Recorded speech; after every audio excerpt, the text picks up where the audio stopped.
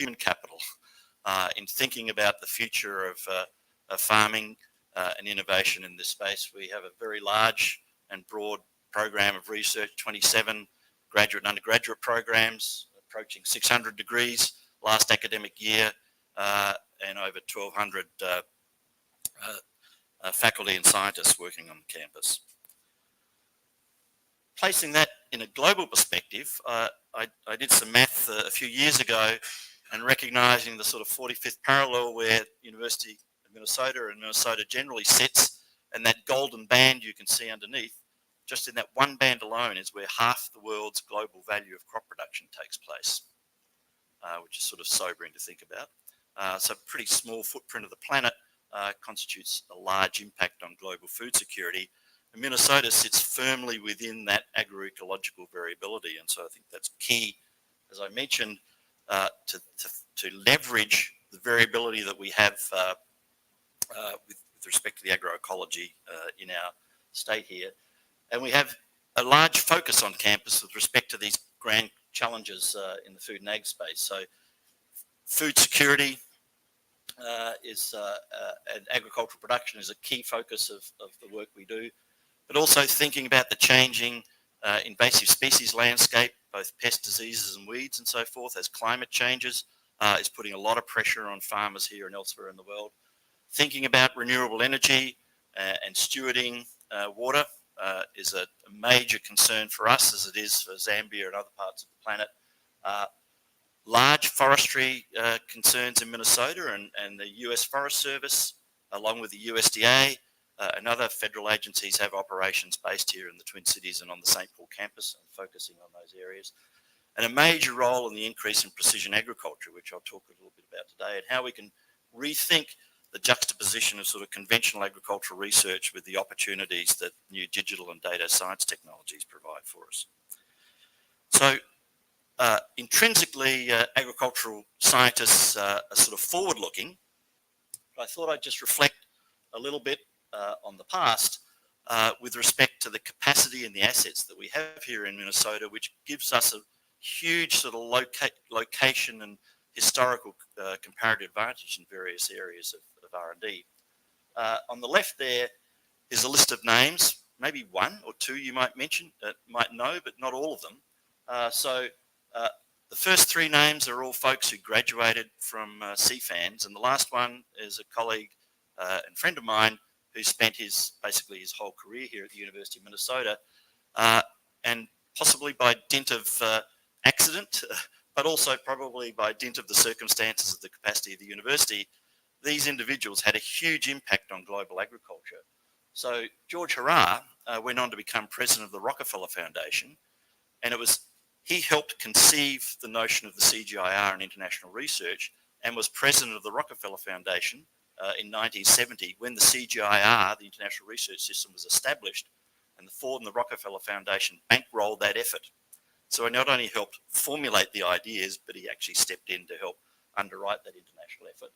Norman Borlaug, I think many locals will know Norman Borlaug, who got a Nobel Peace Prize for a minor little thing of saving a billion lives. He and his team worked tirelessly down at one of the international research centers in Mexico to develop rust-resistant semi-dwarf wheat varieties, which literally changed the landscape, the cropping landscape of global agriculture over the course of his life. Another graduate, T.T. Chang, who I got to meet many times out in the Philippines at the International Rice Research Institute, he was one of three people that co-invented semi-dwarf rice. So we not only have an academic home with respect to conceptualizing and thinking about semi-dwarf wheat varieties, but also semi-dwarf rice varieties, which also changed the landscape, particularly in Southeast Asia. And Bern Rattan spent time as president of the Ag Development Council, which was personally funded by John Rockefeller III, and they did the hard work of building the business case, particularly for countries in Southeast Asia, to think about investing in agricultural research and staying the course and building institutions and systems that provided the innovation engine that drove the Green Revolution. So there's a lot of focus on the technology and less focus on the policies and the investments that are needed to cause that revolution to happen over time. major asset that Minnesota has is the home of the birth of supercomputing. So Control Data Corporation in the early 60s was where the first commercial supercomputer was built here in the Twin Cities. And that came out of the mind of a guy called Seymour Cray, who at that time worked at CDC and then spun off his own company called Cray Research. Seymour Cray was a graduate of the engineering department here at the University of Minnesota, and that developed a strong link between supercomputing capacity here at the university and that environment.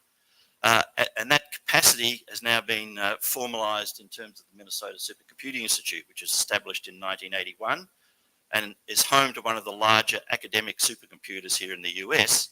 And unlike many other supercomputing facilities, the supercomputer here is dominated by life scientists rather than engineers. So there's a lot of good chemistry and engineering work that goes on here at the University of Minnesota and world class, but we have a huge capacity with respect to health research and agricultural research. And so the largest users of the cycle clicks on the supercomputer are life scientists, not engineers, which is very, very interesting and somewhat unique with respect to supercomputing facilities around the US. And finally, on the right there, a major asset is that we're home to probably the largest cluster of Fortune 500 companies and more in the food and agricultural space. And you're going to hear from a representative of that space later today to indicate that these companies, as Mark said, have a big global reach and a global interest. When I started first working in this space 40 years ago, there was hardly any presence in Africa of many of these companies, and now pretty well wherever you go, you're tripping over these brands sitting out in various parts of Africa. And so rethinking, part of my theme of the talk here is rethinking about the public-private relationships in creative ways and thinking about how we can use those private firms to leverage public research and vice versa, how the private firms can also change the way we do research in the public sector going forward, I think is where the 21st century of innovation in the food and ag space is heading. So my talk is going to be about what I call the fourth revolution in agriculture. So in the 19th century, we went through a mechanical revolution where we replaced horses and mules, not everywhere, but in large parts of Africa with machinery. During the 20th century, we had a biology revolution when we rediscovered Mendel's laws of heredity in 1900, and a chemical revolution in agriculture. And we're now just on the cusp of, I think it's very early days, of a digital and data revolution in the food and ag space. And so we've seen major inroads of sort of digital and data science over in the life sciences generally, and a lot of that capacity is now moving into food and agriculture in a big way, so that we now have farmers themselves generating lots of data in ways that they didn't 20 or 30 years ago. We have a whole plethora of new instrumentation and so forth that's feeding in to R&D. And so how can we best harness all of this sort of technical capacity to impact the food and ag space? And so what we're looking at, we formed the GEMS Informatics Centre, which is a joint venture between the Food and Ag College and the Minnesota Supercomputing Institute. So when you're in large agencies thinking about how to sort of forge new partnerships so that you would not think that a supercomputing institute would line up against a food and ag college, but that's what we've done, and it's performed really superbly in sort of reshaping the way we think about doing the science within the ag college and vice versa, the capacity over in the Supercomputing Institute. And so what we've focused on is these core areas here about sustaining productivity growth. So we've seen slowdowns. I track productivity growth globally in the US for a professional living, and we've seen an alarming slowdown in the rate of productivity growth here in the US over the last 15 or 20 years, with a concomitant slowdown in public investments in the food and agricultural R&D space, I might mention. So publicly in the US, we're now back to where we were in the 1970s with respect to in inflation-adjusted terms in terms of investments in public science. But we have to sustain that productivity growth for obvious reasons. We've got lots of pressure on the resources that are going in, water, land, and so forth, into agriculture. We have to refurbish some of those resources and refrain from using some of them in future years. But we have to do this in an environment that's way riskier looking forward than it was historically in the past. So we not only have climate risks, which are foremost to all of us in terms of drought, heat, and other sorts of and water availability and so forth. But we also have pest and disease risks which change as weather and climates change and cropping systems change, which undermine our past investments in R&D in ways that we have to continually keep running hard just to stand still, let alone improve productivity growth. And we also have market risks. So trade environments and local and global markets are extremely risky. And so how do farmers and the system that services those farmers in terms of and the value chains that support them, how do they respond to those risky environments? And so it's coupling this sort of de-risking agriculture notion with improving productivity, which is core to what we all have as sort of shared goals, and that's improving these economic, livelihood and environmental outcomes. So how do we do that? As I say, we're trying to help forge leadership in the data revolution in agriculture, and we do that in three ways. So one is integrating field and lab science, not supplanting or doing away with it, but complementing field and lab science with investments in digital, including remote sensing capabilities, and importantly, refurbishing our human capital. That is, bringing data science first and foremost into the food and agricultural space, which has not been a typical pattern. Secondly, integrating genomic, environment, management, and socioeconomic data, and hence the GEMS Informatics Centre. And so we see in agriculture a complexity, a plethora of data, but it's very complex data. And how do you get a geneticist to talk to an economist in ways that might take an idea out of the lab and think about how to formulate it into a value chain system and so forth? And so how we bring all of these different sort of data pools together in ways that are pretty isolated, even on a campus that's like ours, that's just working hard to try and break down those barriers is a tough idea. How to do it across the public and private divide is also an equally tough idea, but we're working to try and do that. And so thinking about dealing with private data, and I would include farmers here, who are a big generator of data these days, and being respectful of data ownership and data privacy and things of that nature in ways that we can generate not just public goods, but collective goods in the agricultural community whilst respecting data privacy is a key aspect of what we're trying to do here at the University of Minnesota. And we have a major leg up because our Supercomputing Institute deals with private data all the time. Very private, personal, sensitive health-related data, because we have a huge health science capacity here at the University of Minnesota and in Minnesota generally. And so we're very used to dealing with data privacy concerns and data security concerns. And so we put all of the horsepower that we've developed with respect to health science data over into the agricultural science data. So everyone in the GEMS team, even though we're sitting on the Ag campus, for example, has HIPAA training. So we're trained in, even though there's no federal laws for managing privacy in food and agricultural data, we actually have a state statute that actually gives privacy to identifiable data that sits at the University of Minnesota that's not health data, but ag data. It's a very unique statute that we have. So we put a lot of effort into thinking about how to pool that data and provide incentives for data sharing and data pooling that respects the rights of the data generators and the data owners.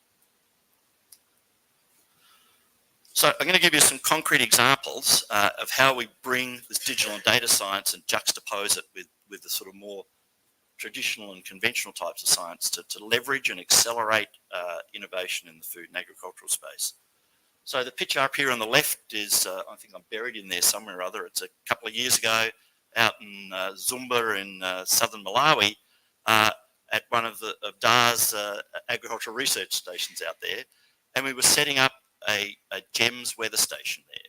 In the foreground, that white box you can see is a manual weather station where someone walks out there every day and records the rainfall and the temperature and things of that nature and writes it down in a notebook. Ideally, hopefully, would put it onto a Excel spreadsheet or something or other, but not always. And so that data capture is a really, time-tested data capture system for weather data, but it's hard to access that data. So when we visited that station, the scientists there were always complaining about their problem for access to data. And so we've developed a unique data capture system. You can see up on the right there, a plug-and-play data capture system, where we have a core logger that's actually managing a whole bunch of sensors that are plugged into that logger. And in this case, we've got above ground sensors for moisture and temperature and relative humidity and things of that nature, and below ground sensors for soil temperature, soil moisture, and so forth. And it manages power. It's solar powered, and it pings up to the cloud through a cell phone network every 15 minutes data. And importantly, that data then gets ported down, you can see down at the bottom there, onto a UI that the scientists can access on their cell phones. And so instead of not having access to the data, they have instant access to that data, and they can push a little button and they can actually load that data that actually goes from there onto our supercomputer, eventually back into Malawi. And so they get real-time access, but access to that data so it's integratable into the other sorts of experiments and things that they're doing. So they get ready access to data that's research ready. There's lots of companies out there providing sensing services. What we've uniquely done is tried to develop sensing services for science, where you can plug and play whatever configuration of sensors might be appropriate for the types of research that you happen to be doing. So in this case, it was sort of a conventional stack of weather stations.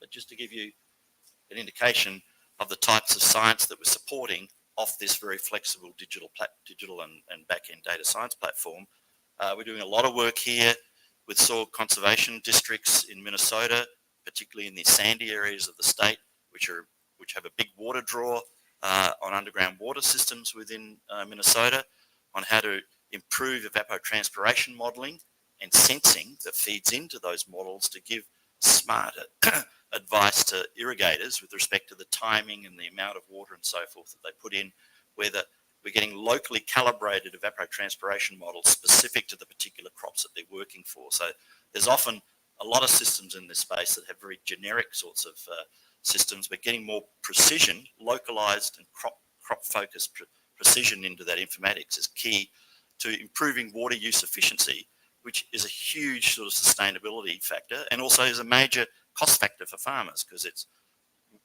costs a lot of money to pump that water out of the ground, energy and so forth. And so trying to improve that is key. We've got people working in Minnesota here on thinking about aerosoling of drift of pesticides and so forth, a big concern for environmental concerns and things of that nature, and using sensing systems to better understand how that process works.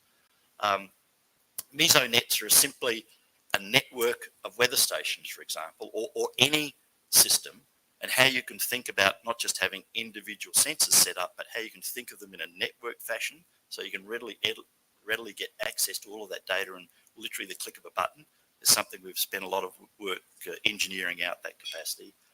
And then finally, here in Minnesota, we sometimes have some chilly weather, and so we also have it's a big state for turf grass breeding and turf grass production in the cooler climates in the northern part of the state.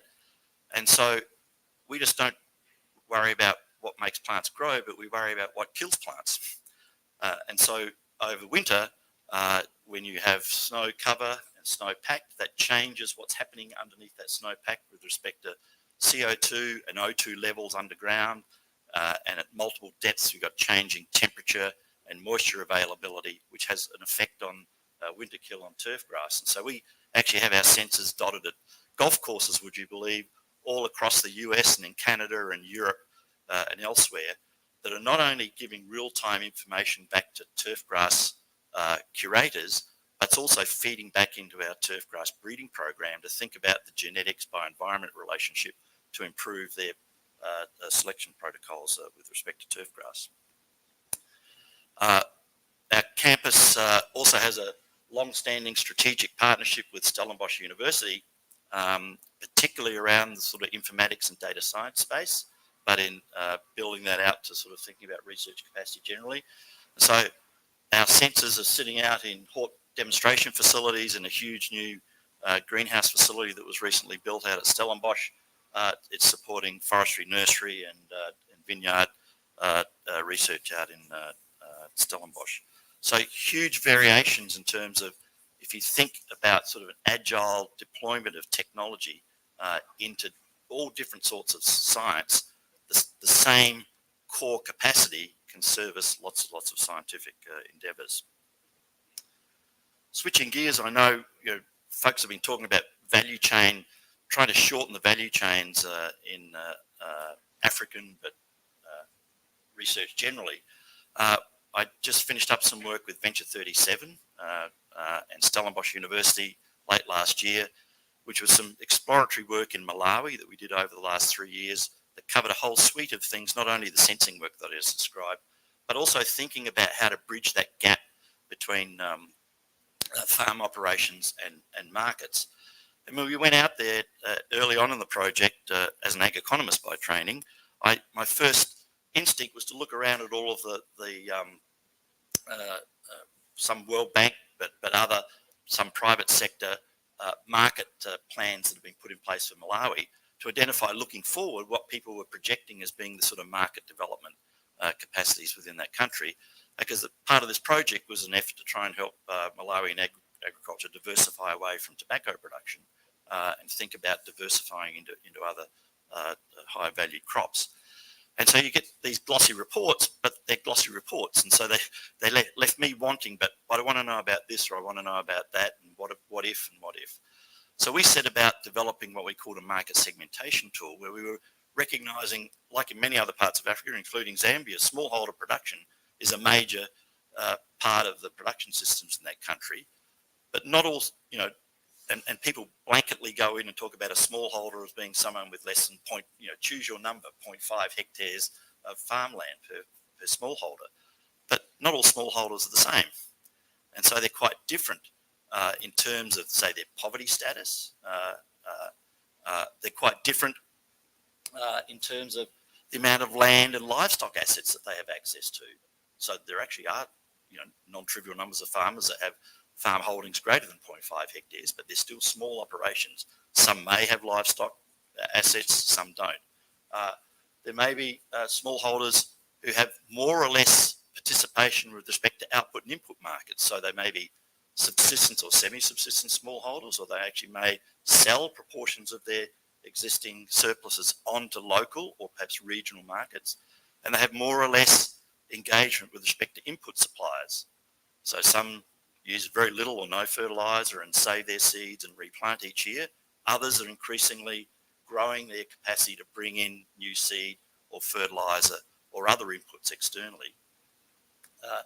And then finally, there's huge variation in terms of income diversity among smallholders vis-a-vis their capacity to work off farm in terms of local and regional markets. So how much of their income, their household income, are they reliant from their farm operations vis-a-vis their off-farm operations, has an implication with respect to all sorts of purchasing power capacity, de-risking their household incomes, and things of that nature. So we went about and started thinking about how we could juxtapose agroecological data, household data from World Bank LSMS surveys,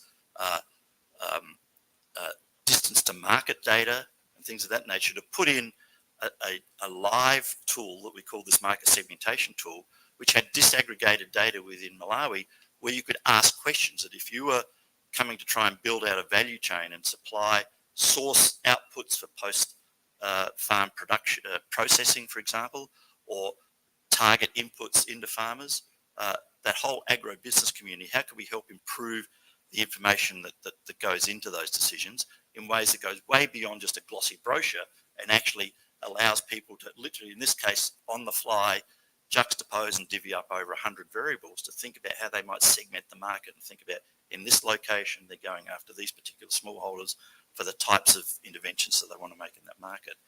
So all sorts of novel applications that you can think about that are all digital and data science driven, that can change the conversations that go in with respect to innovation in the system. Another area, just to give you an example of where we're doubling down on data and digitizing, is in the the old age practice of crop breeding and varietal development, but also deployment. So it's not just what happens on the experiment station, but you have to get those varieties, bulk them up and get them into farmers' fields. How can we sort of slice and dice data up in different ways that might inform both the breeders, say here on our St. Paul campus or elsewhere, but also the people that are trying to commercialise these varieties. And so by and large, breeding is a numbers game. There's, they call it F1, F2, so that the number of generations that you plant out, you start with hundreds of varieties and you cross them, and you go out in the field and you pick out what you think are the best varieties and you cross them, and you keep winnowing down and you're targeting particular traits that you want to be expressed in those new crop varieties. But that trait expression can be just yield, but increasingly a lot of the value is being added by things other than yield. So pest and disease resistance, protein content, oil content, things of that nature. So you want to think about this in a multi-trait sense. We're not just going after yield enhancement. We're trying to think about what's the economic value in a crop and how you can optimize that economic value from not only perhaps shortening the breeding process, maybe chopping a year or two off what's often an 8-9 year breeding process, but also thinking about how does this particular variety perform in that particular agroecology. And so there are very complex genetic by environment interactions that go on in terms of breeding and deployment. And we're tackling some very advanced Bayesian statistics techniques. Our guys in the stats department here are world experts in that, so we're pushing the practical edge of Bayesian statistics in this case. But what we've done is started systematizing the breeding data in ways that hadn't been done before and pooling it. In this case, we work with our barley breeder and got barley varieties all across the northern US environment, where you've got a lot of agroecological variability and a lot of variability in genetics, and using that to try and inform the breeding and deployment of barley varieties to improve their predictive analytics with respect to, say, protein expression in barley, which has a big impact on whether barley goes into the malting market, where we have one, I think, the largest maltster operation here in the Twin Cities of anywhere in the US, or go into feed supplies and so forth. So huge amounts of opportunity here. Lots of people working in this space, but there's lots of capacity to do some really innovative data science and bridging the gap. As I say, not only so that the jargon is when we do phenotyping, that is, you're sort of trying to type out a variety in a farmer's field. This is called in silico phenotyping. That is, you're phenotyping on a chip in the supercomputer. You're actually doing a whole bunch of calculations to try and understand and predict which of those pieces of genetics from one generation do you move to the next generation to try and accelerate that breeding process. And so this, as I say, not only can reduce breeding costs and accelerate the breeding process, which we're going to need to double down on as we have climate change impacting agriculture, and we have to think about where we're going to deploy that genetics in the next 10 or 15 years. So that the crosses that are being done now in Minnesota won't see a farmer's field for 10 or 15 years hence, and that's true all over the world. So we're having to look forward and think in much smart data-informed ways about which varieties do we think we want to carry forward into a climate change world 10 or 15 years hence. And so informing these sort of bulking decisions, which of these varieties are going to be bulked up in locations where you think that those traits are going to be required. Another area, so agriculture is heavily reliant on the environment, but has a big impact on the environment. And so we've been working on a great partnership with the Minnesota Department of Agriculture, who have this really terrific program to incentivize farmers to think about best management practice to try and reduce nitrogen runoff from farms and things of that nature. So that program, Tom's been going on 6-7 years maybe. There's over 1 million acres in Minnesota that's now signed up to that program. And these farmers commit to an audit on their farms field by field by field, and they get a recommendation as to how they can improve their production practices to try and mitigate the runoff of nitrogen fertilizer from farms. So fertilizer is an intrinsically important part of modern cropping agriculture, but if we put more on the field than the plant actually needs, then we expose ourselves to a pollution runoff. And so we've been thinking about and working, working about developing a very unique capacity to try and understand the relationship between farm operations and what actually happens with respect to water outcomes. So we think these best management practices are best because they're going to mitigate runoff implications, but we don't entirely know, and we don't at all know what are the complex environmental and other situational aspects which affect the farm practice to water pollution relationship. So farms closer to waterways, farms in particular soil types, farms with slopier soils and so forth. There's all sorts of complex environmental factors that change and impact that relationship. And even if I was doing the bestest practice in the world, I might put my fertilizer on and the next day I get a downpour, and so there may be a runoff event, but is that runoff event consequential with respect, equally consequential all over the state with respect to a water pollution outcome? That's what we're trying to understand. So we can better inform farmers about how to improve their fertilizer practices, because fertilizer is a really costly input into agriculture. So how can we be smarter about fertilizer, create a private value, improve farm profitability at the same time we improve environmental outcomes? So the first thing to do is to know what's going on in the landscape. And so it turns out the European Space Agency have a bunch of satellites spinning over the planet, and every 5 days they spin across Zambia and they spin across the Minnesota, and they take a picture of what's going on at every point of the planet every 5 days. But it turns out not every day is equal. Here we get lots of cloudy days, and so it might be taking a picture, and you can see in the top there, this is every 5 days going from left to right throughout the cropping season of a particular parcel of land in Minnesota. And some of those there you can see are blacked out, and that's blacked out because it's a cloud day. And so it's trying to take a picture and it can't see the land because it can't get through the cloud. So we've developed, we think, some pretty smart statistical smarts to interpolate this data in time and space. And you can see in the bottom is our effort to interpolate and the data and use this data as baseline data to feed into a machine learning model to try and understand what's actually going on with respect to the practices that are going on in farmers' fields. And so the middle block there is that we have data where we know what's going on in some farmers' fields who are engaged in the best management practice program, but there's another 40 million plus acres in Minnesota that we don't know what's going on. And so we've been getting pretty good precision at being able to predict these farm management practices based on the sorts of statistical procedures that we're using here. And then what we're doing is coupling that up with scientists who are in our forestry department who've developed a really cool capacity to remote sense water quality. And so this is a very complex thing to do, and I won't bore us with telling you how to do it, but we're using the same remote sensing data, but this time at a 30 square metre resolution to identify water clarity of every lake in the state and every water body in the state. And when Leif Olnesen started doing this, it took him several years to actually crank through the calculations. And working with us, putting it on the Supercomputing Institute, we can do that every single month throughout the growing season now, down to a 30 square metre resolution. And we also then used USGS data to understand how water flows from farms to lakes. And so we can understand where every plot of land feeds into a particular lake system.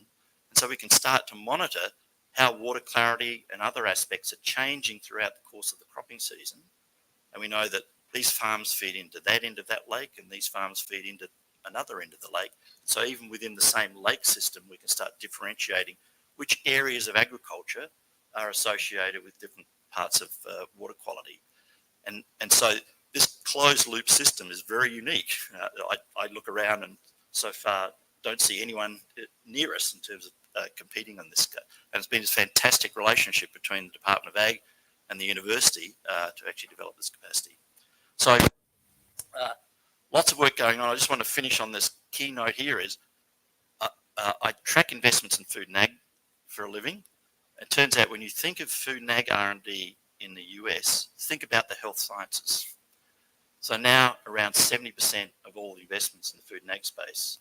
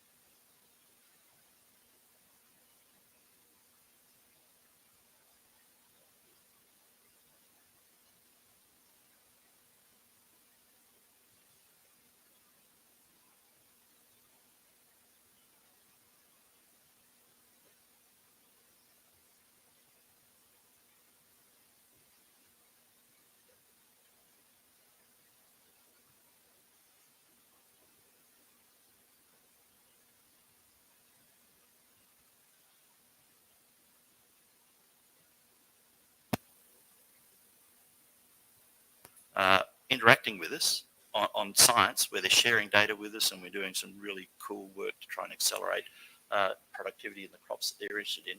But the bottom box there is an indication of the Foundation for Food and Agricultural Research put in joint money to incentivise public and private partnerships in the pre-commercialisation space for food and agriculture. And we're supporting, that says 6, we've actually just added another now 7 research consortia on our platform that are pooling their data, where they get to see the data, the people within those teams for their project. No one else gets to see it. And unless we have this enabling environment, we're not going to be able to bring the public and private sector together to sort of reimagine how they do R&D. So wrap up saying there's a huge complexity of problems here, but I'm a born optimist and think that we actually have a real challenge ahead of us in global agriculture, but there are a lot of tools that are coming online here that if we invest in them properly and have patience and persistence can realise huge impact.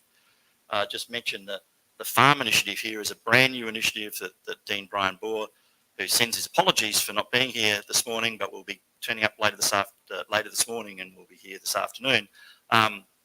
He's helping spearhead literally a nexus for public and private partnerships in the food and ag space that's sort of spanning the One Health concept, that is healthy agriculture and healthy people, and thinking about how we bring life sciences research together in sort of novel and creative ways, and leveraging a lot of the capacity we've got here in Minnesota to do that. So thank you very much for having me. I've enjoyed it, and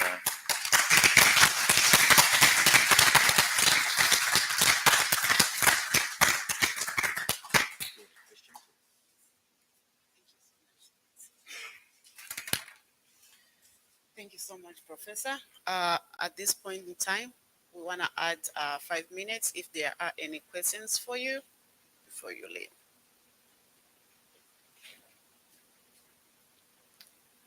Sure, we'll start from.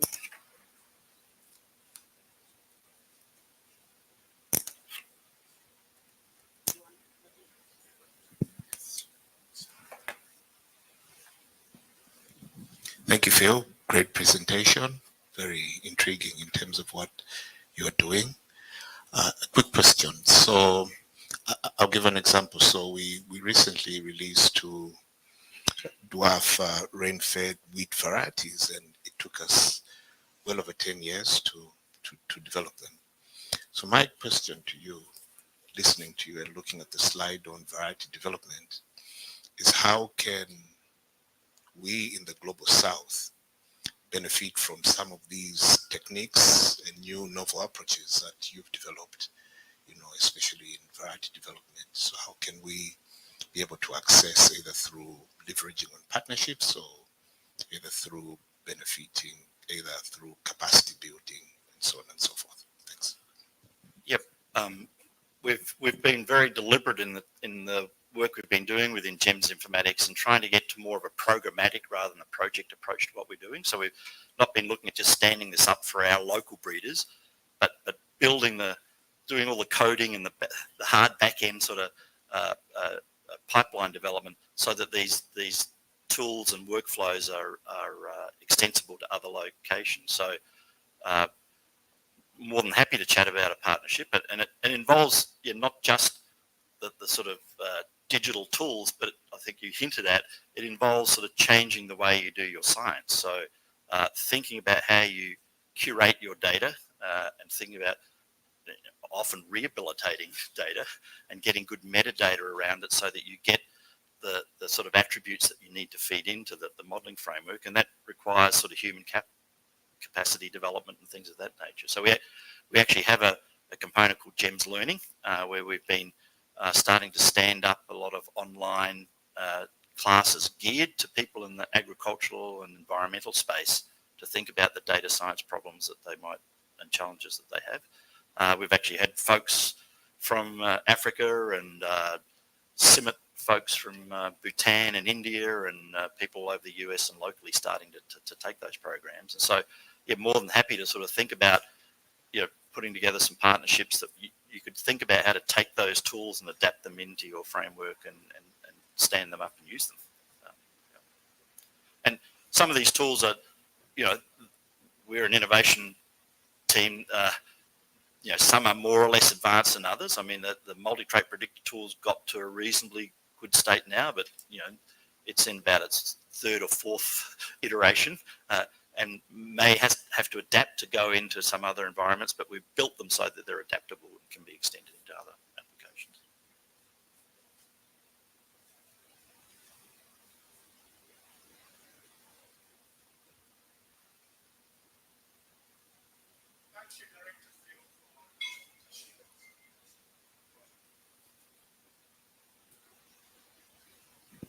Thank you, Director Phil, for your presentation. Given that some of the models you highlighted in your presentation are such that,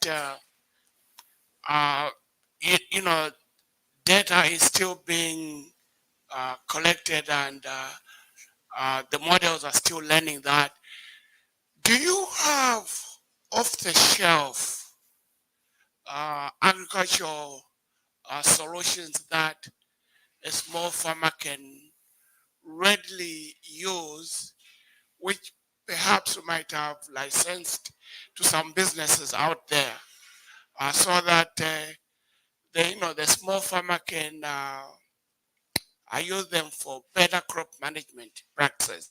Thank you.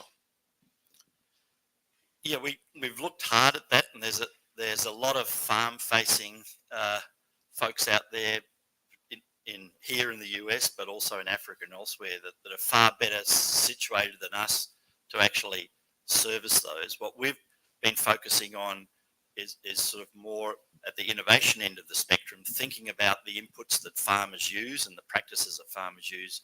So we have some tools. So for example, our irrigation management tool is literally servicing farmers, and sort of they can pull the tool up on their laptop or on their phone, and it will give them real time throughout the cropping season advice on optimal irrigation management practices. So I'm not saying we don't do some of that, but that's a very hard market to maintain. Us sitting in Minnesota don't have a capacity to service that globally. And so we try to find partners that we work with to actually amplify that. And so we sort of stick to what we think we can do best, and that's really pushing forward these sort of data pipelines and analytical pipelines and so forth, but really actively look for partnerships. So that's what that last slide was about, that we're partnering with all sorts of people that take what we're doing and then adapt them and use them in their own processes and so forth. So, and I'd say my new reality of agriculture, farmers are really important, but they're not the only entity that we have to service within these value chains. There's all sorts of input suppliers and output off-takers and so forth that even in sub-Saharan Africa, for example, is the most rapidly urbanizing part of the planet, right? So it's got fast population growth, and those value chains are lengthening physically, literally. And so Jeff's going to probably talk about some of those things. I mean, thinking about in a much more integrated fashion of where farmers sit within those value chain environments, I think is really important in terms of trying to promote productivity growth in a sustainable way. So yes, we do some farmer-facing work ourselves, but most of our work we do that hits a farmer is through these partnership arrangements. So. We'll have one more question. Please keep it short. We'll also get maybe if there's any question online, only one. Okay. Thank you so much again for the presentation. In line with what the gentleman just asked, I would refer to the nitrogen efforts or control that you've been doing, the runoff. The thing that I've noticed, I guess my Zambian delegation could speak to this, is the local farmers in my area, including some of my colleagues, have been using products like Roundup and stuff for weed control and stuff, and even fertilizer itself. So my question to you was, I don't know what efforts and partnership that you guys have been doing in terms of educating the local farmers to stay away from products like that. Like I said, I don't know what the Zambian government has been doing in relation to control those things. So are there any efforts that you as an organization have been doing in partnering with African farmers and organizations to control those products? if that makes sense. By those products, you mean particularly sort of pesticide, Yes, herbicide, pesticide, those. yes, fertilizers and nitrogen. I know fertilizer is good, but the nitrogen part of it that you were talking about, that is, the runoff that goes into the water, that can be toxic too. Right. So in terms of that particular example, no, we've been Minnesota focused in terms of building out the sort of institutional partnerships with the Department of Ag and so forth, and trying to think through and actually go beyond the rhetoric, but implement practices that preserve farmer privacy at the same time as we generate public goods. That's easy to say, really hard to do, and we think we've actually cracked much of that nut. At the same time, we've been building up the remote sensing and the AI and the other tools. So we've been building this plane while we've been flying it over the last 3 or 4 years. I'd say we've still got a ways to go to actually get that complete package in place where we can hopefully help the Department of Ag optimize their scarce resources to have the biggest, public good bang for their buck, because they're supporting these farmers. But our notion is that not all farmers need equal levels of support, right? Because they're operating in places that put waterways at more or less risk in this particular case. So even that, two farmers doing exactly the same practice, depending on things beyond their control, like land slope and soil type and nearness to waterways and so forth, can affect the outcomes. And so we want to try and minimise the public dollars going into those mitigation programs, maximise the value to farmers in ways that preserve their data privacy, and achieve the biggest sort of public good, water improvement quality. We've still got a little ways to go, but a lot of the elements are getting there. But we've developed it in a way that it could, I'd say it'd need equal partnerships. It wouldn't be us coming in, it would be us supporting a partnership in Zambia, for example, and other local, either government or private parties you've got there working in that space to sort of take those capabilities and deploy them locally.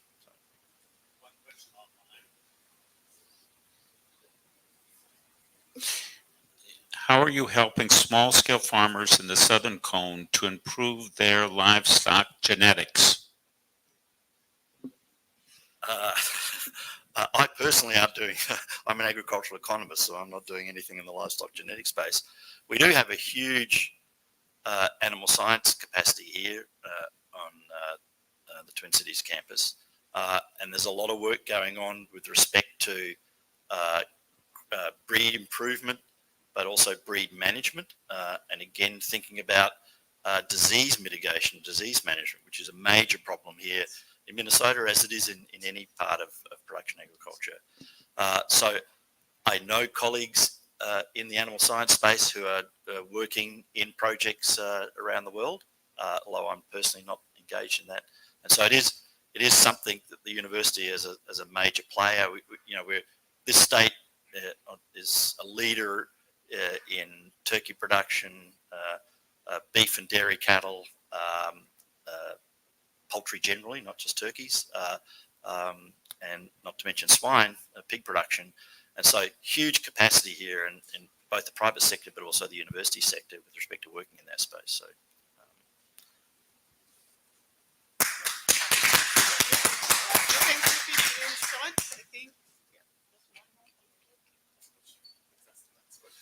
My name is Godwin Kalue.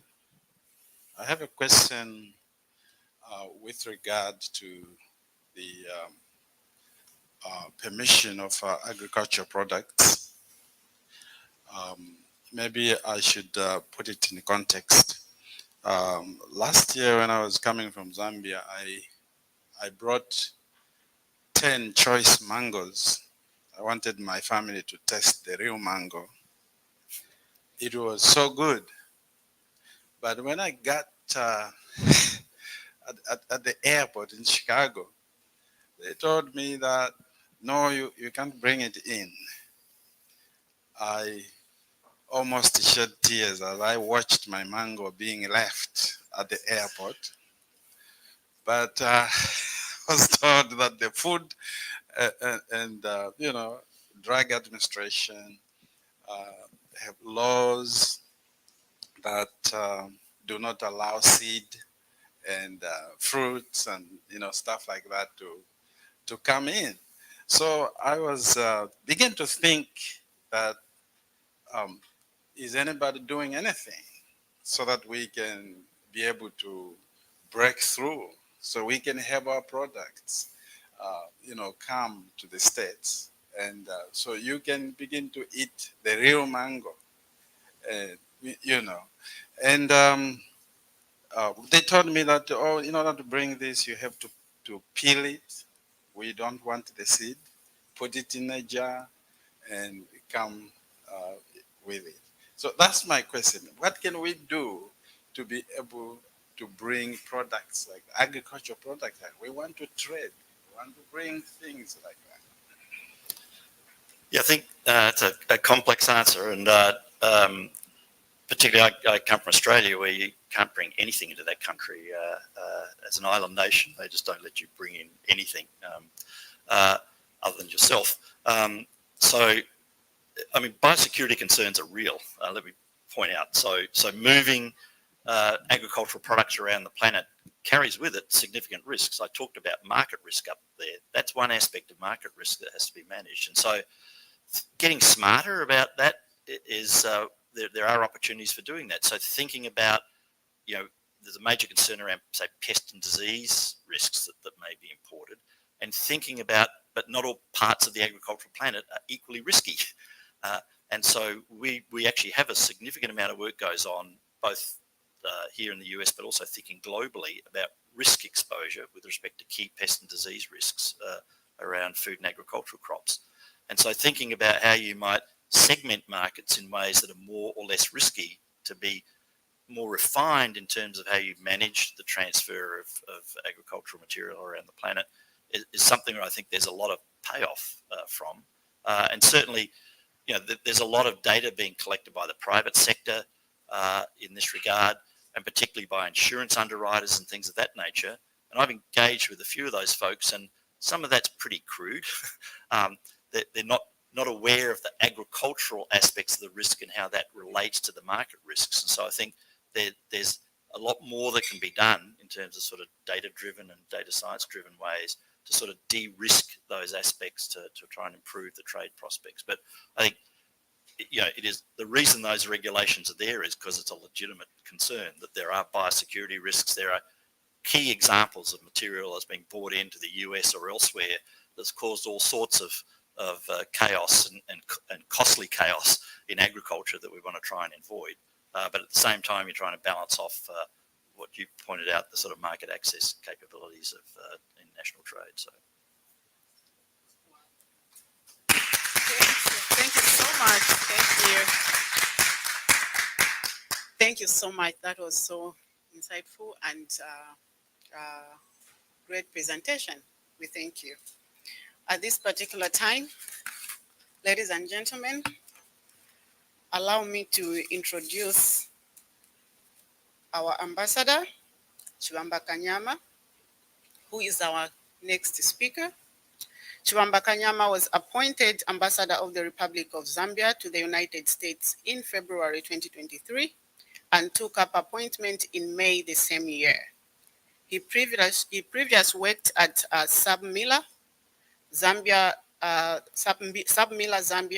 Zambia State Insurance Corporation as a Director of Corporate Affairs, respectively.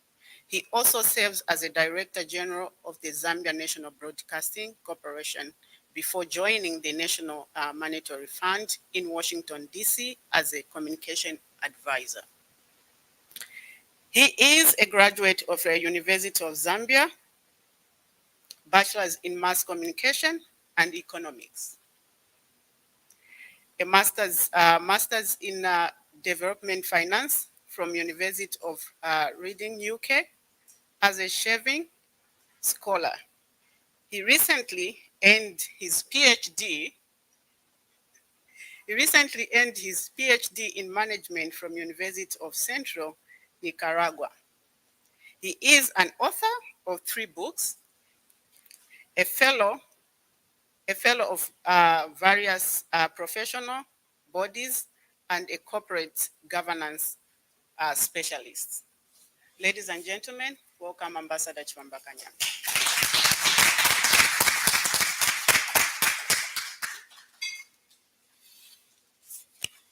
Right. Good morning. Very happy to be here in Minnesota. I've heard about it so much. And I've so far enjoyed the 2-day stay in this state.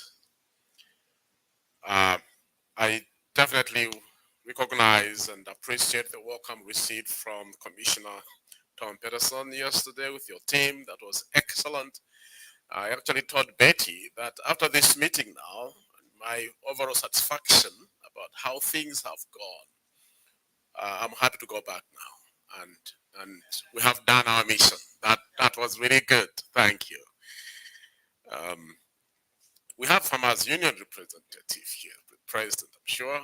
Farmers Union. We didn't recognize his presence, but in Zambia, the president of Farmers Union usually sits next to the president whenever there's a meeting. That's how important they are, the farmers in Zambia. And they should actually have traveled here for this particular forum, unfortunately because of the short notice, but I'm sure they are following us online. And want to appreciate the presentation that came from Professor Paddy. I have a lot of takeaways from that, but I will summarize my own personal takeaways in terms of the need for extensive collaboration. That's what it means to us. Extensive collaboration, first of research institutions. And I think that was the question you are trying to ask, capacity building and so forth. We have an interest to learn more, share knowledge, exchange notes, undertake visitations. And particularly for you is you flew from Stellenbosch, South Africa, and flew over Zambia to Malawi. Next time, just stay in Zambia for a little while. Stay in Zambia for a little while. We want to collaborate more. And what I've done the past 1 year since I've been here is to visit a lot of universities. In the next 3 weeks, I'll be taking a university from here, the president of a university and his team to Zambia to sign MOUs with 2 universities in the country. We want more and more of that because we feel exchange of ideas and research is very important. And it all begins at academic level, getting these scholars, researchers who dedicate their time to come up with this kind of data. And also the need for farmer awareness. I think when you generate data and using new technology, farmers should be aware. First of all, there should be something comforting to them that irrespective of what they are going through, the challenges of climate change, you only have hope when you know there are people doing something about it. And you're working with the farmers themselves.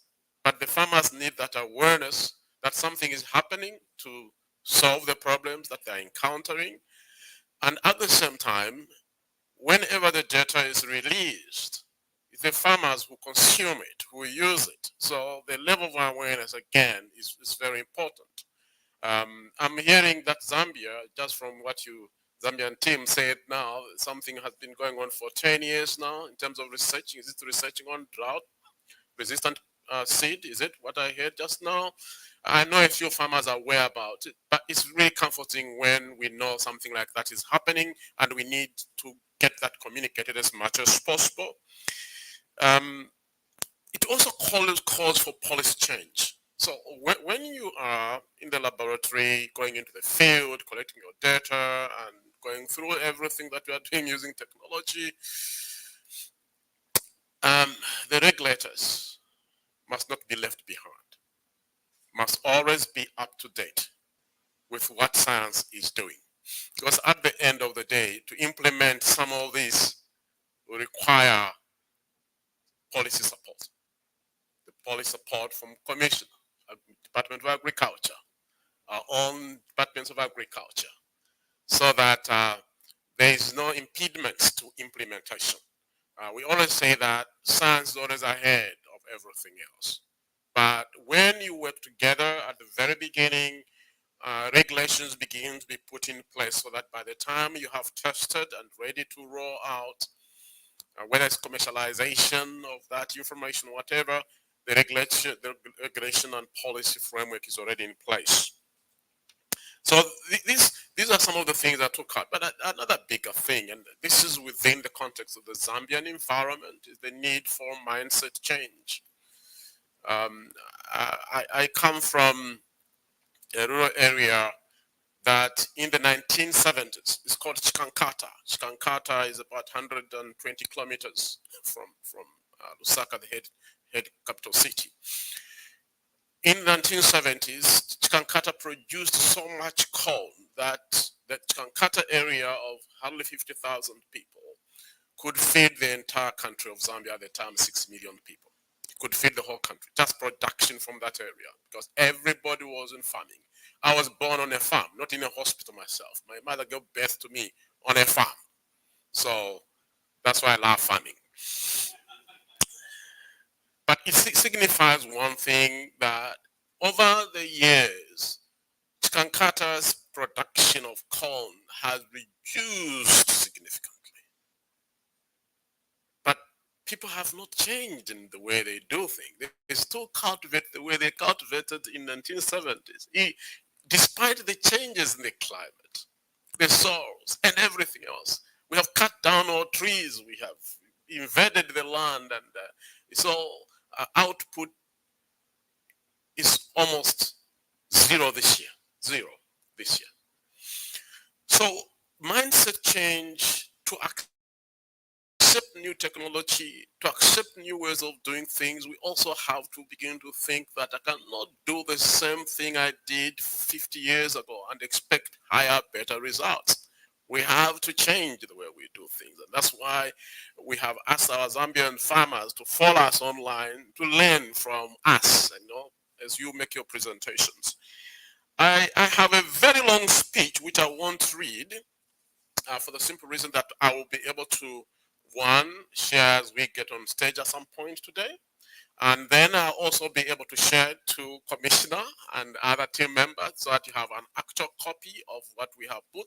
But let me just sum up by saying something about opportunities in agriculture in Zambia. I'll just stick on opportunities because my colleagues from Ministry of Agriculture will be able to give much more information. I'm giving these remarks at a very, very difficult time in Zambia, and I was able to share these issues yesterday at the Department of Agriculture. It's a very difficult time for our country in that we are facing the worst droughts in many years. We have never had that before. It's really been very bad. I've been here in the USA and I've been monitoring Weather Channel. You wake up in the morning to see how the weather will be this week, and and Weather Channel, I think, lied. I don't want to say it lied, but it gave us some hope, and that will be raining next week, and then it changes the data. No, it actually will be raining the other week, and so. But people planted, a lot of them, in their thousands. For the first time, people responded to changes in policy, government policy. One, the government, the president himself, decided to increase the price of corn by nearly 50% or so. Yeah. And that was a huge attraction to everybody. And two, he had the civil servants who work in government access loans, encouraging them each one to have a small piece of land wherever they are to grow as much, not only corn, soya, whatever crop they could get into. And then he asked banks to roll out loans to SMEs. And the banks responded. And people planted. Some have never been in agriculture ever, and they started to plant, and yet the outcome has been disastrous. And some are watching right now, and I have said, look, let us not lose hope. From the interaction we had yesterday with the Department of Agriculture, I shared something on my own platform to inspire people and say, don't lose hope. Here they responded and they have not given up. We should never give up. the insights we shall learn today will be very, very helpful for us on how we improve. So I will conclude by saying, ladies and gentlemen, Zambia's agriculture sector offers investment opportunities in many, many areas. For example, in crop production, which is maize, soybeans, wheat, sugarcane, and cotton. Livestock production, cattle, poultry, pigs, and dairy farming. And today, maybe because of different cultures that have come into Zambia from East Africa, from Kenya, from Somalia, from Ethiopia, goat is now part of the menu in Zambia. Many years ago, goat farming was for a poor person. So if you don't even tell people I do goat because you are simply saying I'm a very poor person. Today, goat is being farmed by many people. We eat it now as a delicacy. So cattle, poultry, pigs, dairy farming, and goat. Horticulture, which is about fruits, vegetables such as tomatoes, cucumbers, and flowers. Just to respond to the question, by the way, on your mango, what did he say about the Zambia mango? He said, what did he say about it? Real mango? Now, I think they were looking here. What is that real mango? What is that real mango? Actually, just the same mango you eat, except that he's a Zambian who is so proud of his own product. Because once you are born eating that mango, you consider it real mango, because that's what he ate when he was a kid. But I'll answer you by saying the Zambian government is working hand in hand with the U.S. Department of Agriculture to accept certain products into the country. So we are at a very advanced stage at the moment to allow exportation of some of the fruits with their seed into this market. But of course, in Zambia, we've got the plant quarantine and phytosanitary services, which work hand in hand with us. I was able to bring products myself when I came, but I had a license. I had to get a license. They had to be tested, cleared, and I brought them to here. So there are many ways we are doing that but for export for sale, we are almost making headway. So that should be comfort to you. You won't have to ship it. A businessman, a businesswoman will be able to bring it for you to eat your mango. Thank you. We also, aquaculture, which is fish farming, which is a really growing business right now. We still import a lot of fish from China and other countries. Agro-processing, now I should emphasize, this is one area of our interest because we have had a very big gap where farmers produce so much, but the uptake has been quite low. The motivation today is that the demand and appetite to consume finished products is high, not only for our 20 million people in Zambia. We're now talking about the sub-region. Zambia is neighbor to 8 countries. Most of them are in food deficit. Not only during the time of drought, but even when there's plenty rain, they don't really grow much, some of them, and we export maize. You'll hear later from our own Minister of Agriculture, they will talk about our production of maize per year is about 3.5 million metric tons. And the president has a vision to produce 10 million metric tons of maize. The question is, where will the balance go? Because our consumption is just about 3 million metric tons. And this is why we're encouraging farmers from the USA to come to Zambia and be part of the farm block to grow the balance of the maize for consumption under the Africa Continental Free Trade Area. We are now talking about a population of 1.3 billion people ready to consume what should be produced from Zambia. So there's also investment opportunities in agriculture inputs. I know that the other been fear about pesticides, so forth, but that's what is the trend today. Irrigation systems. I was talking to the commissioner, briefing him about our irrigation. We've got rivers in Zambia. We've got 40% of water bodies in Zambia, within the Southern African region. So we really enjoy most of the water, but we haven't tapped into those rivers. So we're encouraging irrigation. And for the first time now, Zambia government is incentivizing farmers to go irrigation. And we want to invite you for that. Agricultural finance. Here's huge opportunities. Just yesterday, young Zambian man phoned me He's looking for $1 million as agriculture finance. He's a very young man, but doing extremely well in agriculture. Irrespective of the weather patterns, he wants to go into solar investments so that he can sustain his farm using that means. And asking, are there any creditors who can lend me this money from the USA? I said, well, this is a territory of multi-billionaires. Maybe 1 million may not make a difference for them. We shall find it for you. Agriculture technology, and I think this is what we are moving into to help even in the research. This is another investment area we are inviting you to get involved in, including mechanization, export market, inviting you for organic farming, biofuels. This is what is really growing right now. Biofuels is production of biofuel from agricultural products. We also have something new. When my team wrote this for me, because the research team that understand this market well, when they put this point, I was hearing it for the first time myself, but I'm now sharing it to you. Another opportunity. It's called agricultural tourism. I'm sure you understand it here. We want this to grow. Maybe from this market we shall have the first investors in agricultural tourism in Zambia. I know that they are there, but not that much pronounced. And of course, there are opportunities for agricultural research and development. And finally, as we'll be hearing much today, is about farming blocks. So I thought maybe these remarks will be sufficient for now, but I'll be participating in the forum a little later to give much more detail. Thank you so much.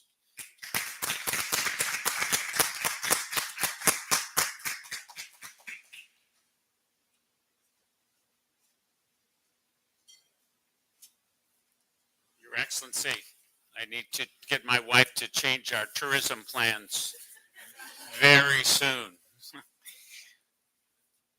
We've had some incredible input and ideas, and I can see the brains and the neurons all connecting. We're going to hear a brief presentation for some of the critical organizations that link us together, who have it in their mission, their DNA, and their hearts to then link us to the world. And the first of those will be my good friend, Phil. Can you join us up here? Over the past 75 years, I mentioned, Global Minnesota has really played a key role in the planet. And Philip Hansen came to Global Minnesota just a couple years ago, and he's lifted it into a whole new stratosphere.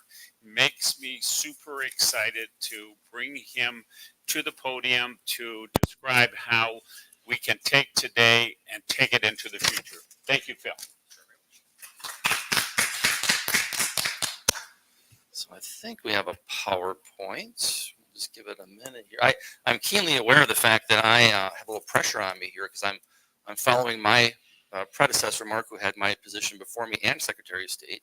I am following the commissioner, I'm following a professor, and I'm following an ambassador. So I better do a good job, I guess. I feel very honored to be up here, I must say. While we're waiting for the slides to come up, I'll just take a minute to say, so I've been in this role now for about 1.5 years as the president of Global Minnesota. I came over as the head of the Red Cross here and ran the Red Cross in Minnesota and the Dakotas for about 12 years. And so I've had a really great experience there, but I've been so impressed with the international ecosystem we have here in Minnesota and getting a chance to talk about that in our communities. We say that at Global Minnesota, we try to bring the best of the world to Minnesota and share the best of Minnesota with the world. And that's really the effort that we're trying to accomplish. Again, huge thanks and a great privilege to have you here, Mr. Ambassador, your delegation here with us. We're very excited to have you here with us. It's always great to have the Commissioner Peterson with us, a tremendous leader in our state. And thank you to Betty for the work she's done to help organize the entire program today. We're very lucky to have you here, and it's always a great privilege not only to have you get a chance to hear what we're all about, but to learn from you as well. I mean, that's really the key to what we try to do at Global Minnesota. So we are an organization, we've been around since 1951. We're in 75 years coming up with the organization, 1,600 members, 53 corporations, actually up to 55 corporations now that work with us across the state. And our purpose as an organization is to advance international understanding and engagement. That's the entire focus of the work of the organization. We do this through a ton of partners. So we're a deep partnering organization. You probably are picking up on that theme here today: collaboration, connection, partnership, synergies, bringing things together to make two things into a bigger, better thing for our communities, for our world. And so we are all about that as well. Governmental and nonprofit, academia, business community partnerships, a whole group of people, and the list goes on for us. We have hundreds that we work with to bring programming together to help us all learn, connect, share, and do better as a state. We have a lot of corporate partners that make our organization successful in what it does. And we're going to get a chance to have an experience on Friday with Venture 37 at Land O'Lakes with the delegation. So we're very much looking forward to that. And they are one of the wonderful corporate partners amongst many. We're over 55 partner organizations now that work with us to help us connect to the world and to create opportunities for everything from understanding to trade across the globe. We're right now as an organization very busy. We're running about 450 events and activities a year. We're a relatively modestly sized group. It's just 16 paid staff. So you see where the partnership piece becomes so vital to what we do. We get this opportunity to work with last year now 137 different countries. We served about 15,000 people here in Minnesota with programming, giving them exposure and connection and opportunities to engage with diplomats, foreign policy experts, and delegations from across the world. You can just see some of the examples up here of a delegation from Egypt that was here to study renewable energy in the lower left, or the Mandela Washington Fellows Group that came here to study through the university, and we do programming as part of that as well, or the ambassador from Cyprus who came to talk to us about what's happening in Cyprus, and we have that kind of programming going on a regular basis. We do a lot of what are called professional exchanges. Maybe you're aware of this, but around the world, our embassies can identify emerging leaders within a particular country, and they can give that emerging leader a chance to come to the United States for a professional exchange experience for up to a month. And when they do that, they reach out to the network of World Affairs Councils like Global Minnesota and say, if we brought this delegation of energy experts or agriculture experts to Minnesota, what would you do with them? And we tell them, okay, well, if it's an energy group, we'll take them to Xcel Energy, we'll take them to the Pollution Control Agency, we'll take them to this place, that place. And they say, yes, that's exactly what we want. And then we create the customized itinerary for them while they're here, making sure they have a great experience. We are a very popular state across the United States. I think we're number 6 or 7 out of the 80 councils for the number of delegations that come to visit a particular state, because we have so much to offer here. Great corporations, incredible skilled professionals, wonderful organizations that our delegations can come here and learn from and participate in.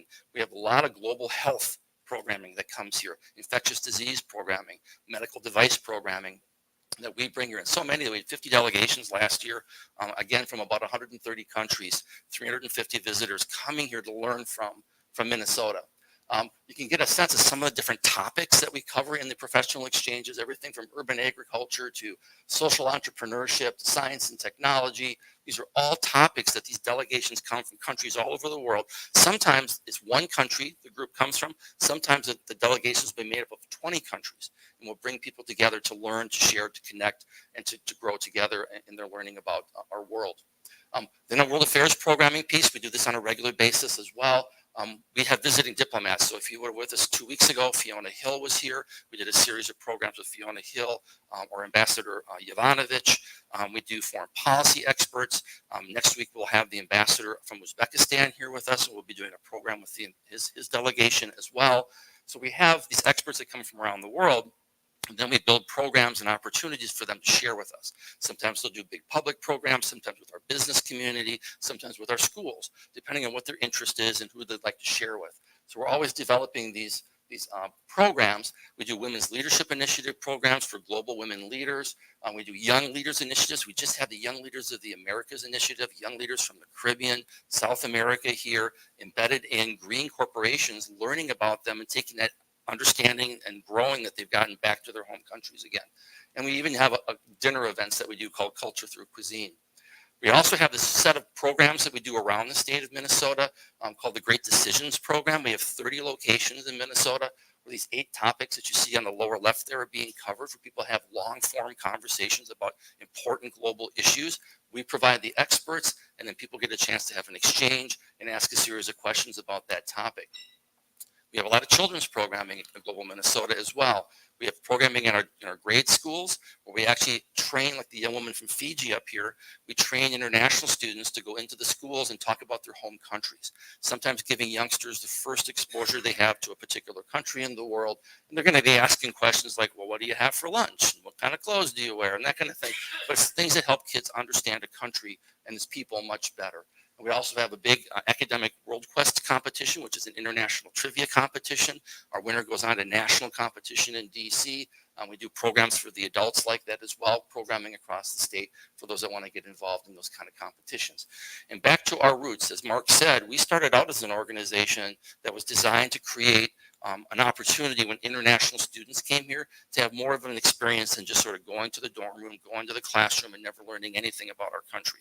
So we actually have programs, socialization programs, professional development programs we do for thousands of international students every year, right up to taking them into people's homes to have dinners and get a chance to get exposure to just that idea of having that connection happen in the time that they're with us.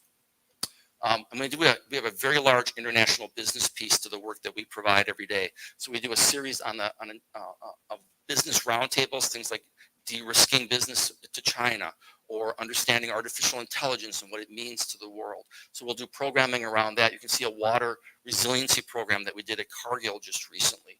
So we'll put programs like that together. We also do what are called sustainability roundtables for the Sustainable Development Goals of the United Nations. We do programming throughout the year because so many of our companies are working on sustainable development goals. We create programs for them to be able to get exposure to ideas, particularly international. So any program that we do, we always bring in an international element. In this case, we had a team from Montreal that spoke at this conference called Ultra Synexin that was here to talk about water reclamation, but also looking at PFAS remediation. We had Upanor there talking about water as well. So we do programs of that nature for sustainability. We also have a giant annual global business outlook. We look at mega trends for international business going forward into the next year. We bring in a series of experts from our largest corporations and a speaker that talks about the analytics of where the world is going in terms of global business opportunities. And of course, for our business community, we're constantly providing them access to diplomats and to VIPs. That's the ambassador, Mikko Hautala in the upper right, the ambassador of Finland to the United States, the ambassador from Rwanda. We create programming when they're here oftentimes too to give them chances. And that's what we're partnering today with this program is being a part of creating opportunities for people to get more exposure to world leaders and their ideas and their thoughts and the optimism and energy and direction they're taking their countries, which helps us all become stronger as we try to navigate this world that we're in. So for World Affairs, again, for us, I just wanted to say we do a fair amount of programming with Africa-related themes, oftentimes both on the challenges and on the many opportunities that exist in Africa. We're very happy to be a part of the program today and to be able to be with you to do this, but you get a sense of some of the many different kinds of programs that we do throughout the year, just trying to help us better understand what's happening in Africa, the tremendous opportunities that are there. I'm very excited about Zambia, the chance to learn about the country. One of the great things in my job is you spend time learning about a country before you have a program, and I'm just terribly impressed with what's happening in this country and getting a chance to understand better and maybe be a small part of increasing your success in some way and learning from you to increase our success. It's great to come together this way and be a part of a team. So for us, again, for the organization, we are trying to foster global awareness and education. We are trying to build international relationships. We're here to support economic development in the piece that we play, which is more about networks and knowledge gained through networking opportunities, cultural exchange and diversity, personal and professional growth opportunities, and making a global impact really at the local level. The founders of Global Minnesota believed that that diplomacy was not just the purview of the professional diplomat, that we all play a role in diplomacy, and we all have an opportunity to create an impression and an impact on the world. Just by having this delegation here, my impression of Zambia, I've learned so much, and I'm so excited for this country. And so just that fact that we've had that chance together to learn from you, and I hope you feel the same as you learn from us as well. We get this chance to be together and become a greater team together. So thank you for the opportunity. Thank you for being with us today. We're so excited to help this be as successful an experience as we can for the delegation that's here. And we just look forward to continuing to work with you in the year ahead and to all of you in the room. So thank you, everyone.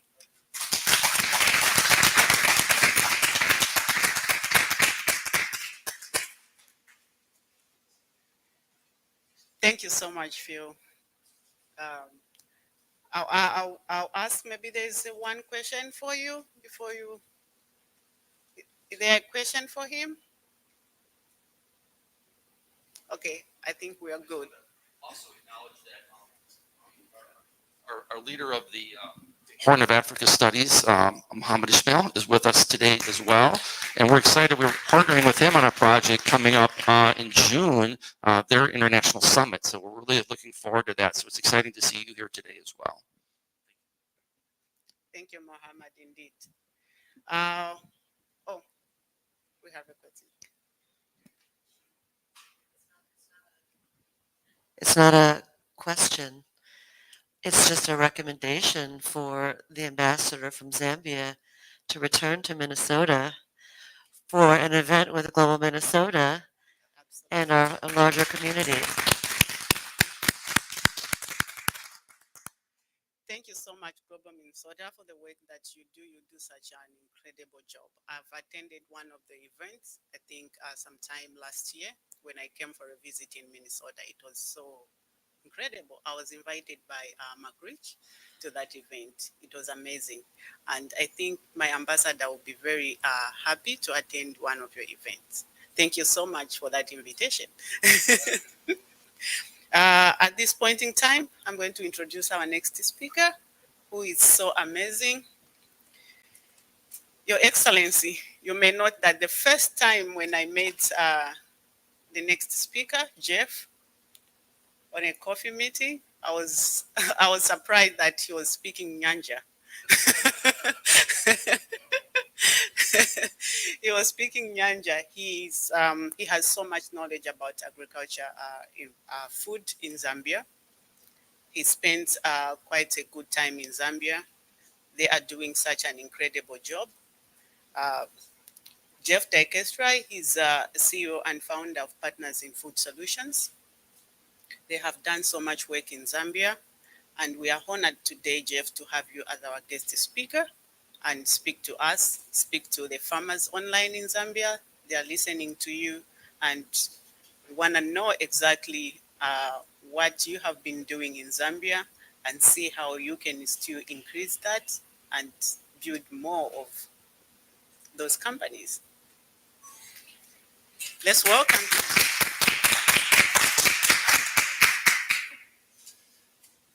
Good morning, everyone here. Good afternoon in Zambia. I just learned my PowerPoint did not come through, but that's okay because you've seen a lot of slides, so I'm just going to tell some stories. I did have the great privilege of living in Zambia, in Lusaka, from 2006 to 2008. It was a life-shaping time for both me and my family.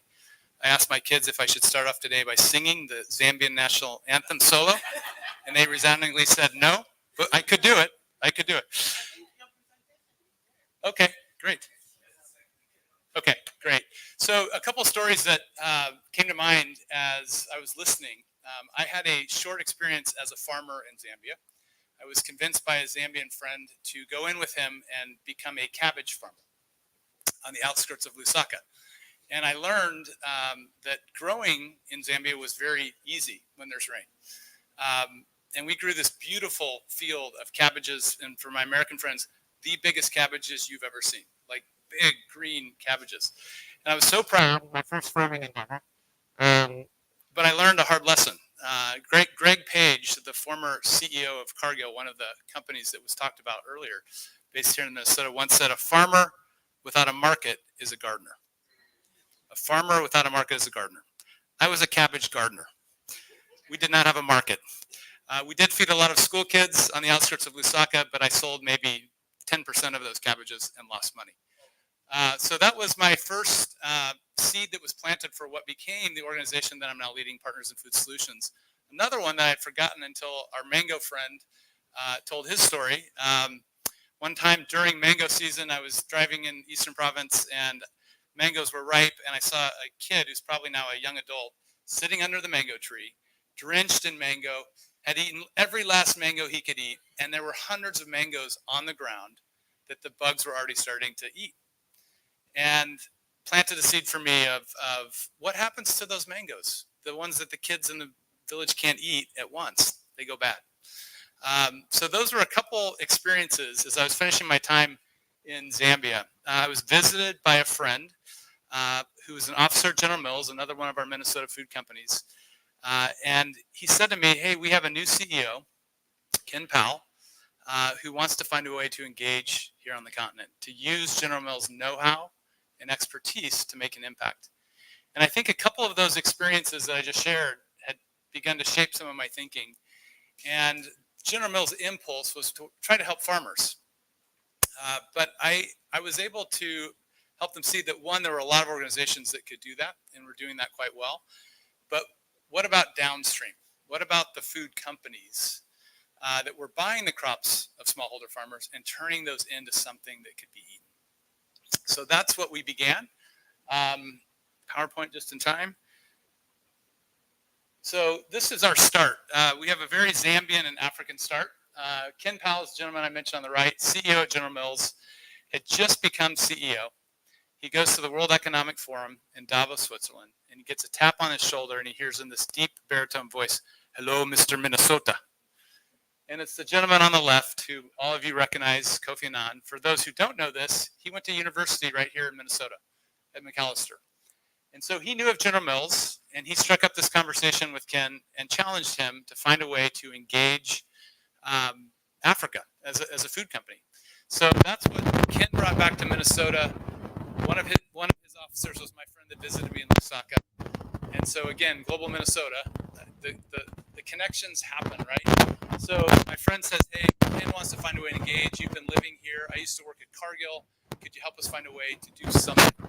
So we began this journey. Like I said, we started with farmers. This is a Malawian farmer just over the border from Zambia, Dorothy. I took some leaders from General Mills to visit some farmers. They watched Dorothy grind maize in a mortar and pestle circa 2000 BC, and quickly thought, as a food company, there's not much we can do to help Dorothy. And there are a lot of organizations that are trying to do that. But we looked downstream and we started finding small and growing food companies. This is in Tanzania, one of our first clients, Robert. This happened to be on his birthday, where he announced he wanted to double the size of his 5-year-old business in the next 5 years. And as General Mills officers are visiting this company, they're quickly recognizing all of the challenges and opportunities that he has as a food entrepreneur were the same ones they had been dealing with for 150 years. And yes, it was an order of magnitude smaller, but the head of R&D at General Mills, who was with me, said, we can help this entrepreneur, number one. Number two, we can do that mostly remotely. We don't need to travel over to Tanzania or Zambia because the R&D is centralized here in Minnesota, 1,800 people serving the global food, the global business. So what was the difference if a well-scoped project came in from Zambia or Tanzania or Brazil or China where they were doing business? So we knew if we could help food companies, we could help kids like Johnson. This is a young man in Kenya who's now not a young man anymore, who was getting a school feeding program from the World Food Program. That food at the time when we met him was coming from the World Food Program from the U.S. Okay, as you know, Zambia grows all the ingredients that go into corn soy blend that make that product that kid was eating. If we could help local food companies buy Zambian maize or Kenyan maize and soy and turn that into a product that could be fed locally, we would be doing a whole lot of good. Zambia, or the continent, is still importing $40 billion of food. If we're going to feed 10 billion people around the world, we have to have Africa become the net food exporter, which you all know is capable of doing. So we saw helping a food company not only helps that entrepreneur, it helps local food markets. We knew that we needed people on the ground. We started hiring local staff. Neema Marema was our first staff in Tanzania. Christian was one of our first staff in West Africa and Ghana. These are local food experts. We have Daniel Mwape in Zambia. These are food experts that any of our partner companies would hire. They're that good, that serve as the conduit between the food companies we assist and the last piece of our ingredient, the expertise base we have within our corporate partners. So Partners in Food Solutions is now a consortium of 7 of the world's leading food companies. Get to them here. These 7 companies have a collective 800 years of know-how, which means there's not a Zambian food company that has a problem, challenge, or need that we can't find deep and wide expertise from. All of these companies represent the middle of the value chain. These are some of the US and Europe's biggest and best food companies, and their expertise is now open to food companies across the continent of Africa. We have a number of external partners. This has been a public-private partnerships, has been discussed with USAID. We work with the Gates Foundation. We work with a lot of investors who are trying to crowd in the investment that food companies need alongside the expertise that we can bring through the employees of our partner companies. Since we started 16 years ago, we've engaged over 2,000 food companies across the continent.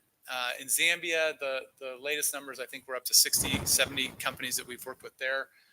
Specifically right now, working with 12 high potential food companies with over 1,300 employees, supporting more than 80,000 farmers, and you can see their revenue there.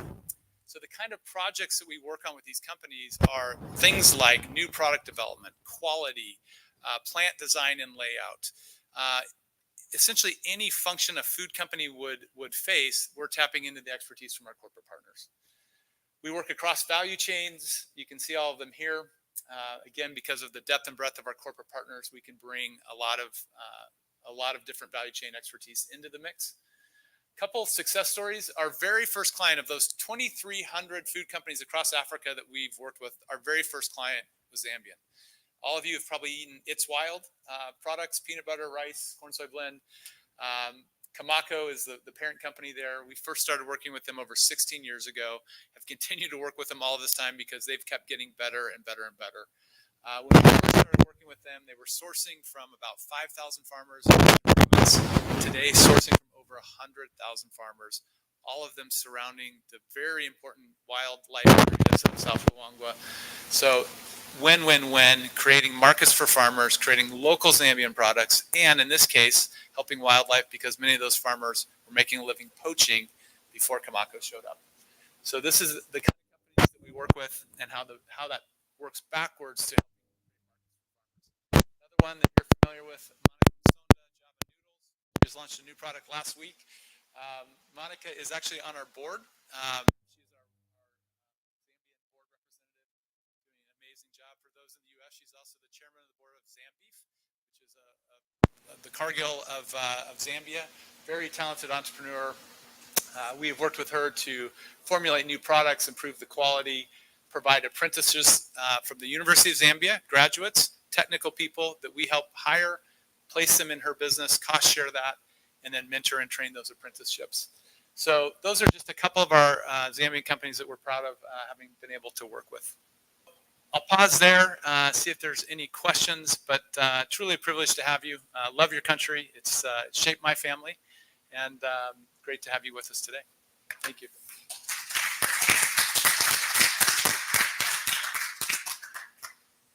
Any questions? Yeah.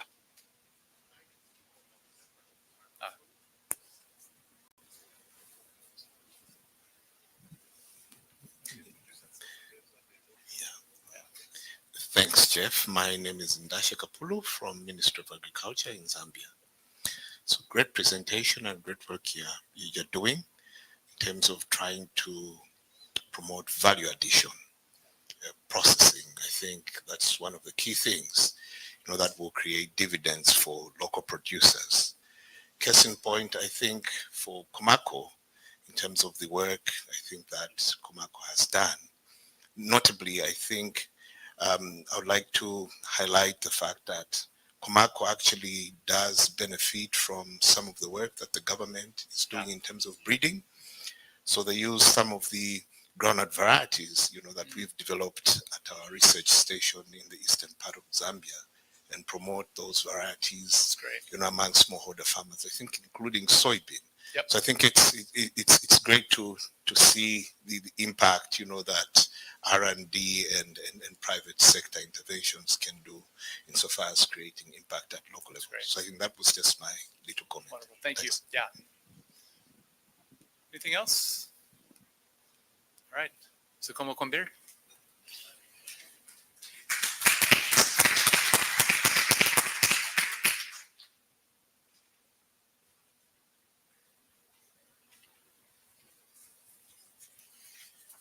There's a lot of magical things about Minnesota, like the origins of the Mississippi River, the headwaters of the entire Great Lakes, also Wheaties. Some of you may or may not know about Wheaties. But what we are most proud of, I think, is our way of sharing and being in the world. We have the most young people who've gone to the Peace Corps and have come back. We have students from the whole planet, but we send our young people to every corner of the planet. And we're really so fortunate to have a PhD from the University of Minnesota from Zambia here today to present on behalf of the minister in Lusaka. And when we have the opportunity to share our wisdom, we then can tap the wisdom of those who've come before us, who've said it's the only way that the world can survive is when we're able to come together and to share. Thank you so much for joining us today, presenting this important message from the minister back in Lusaka. Thank you.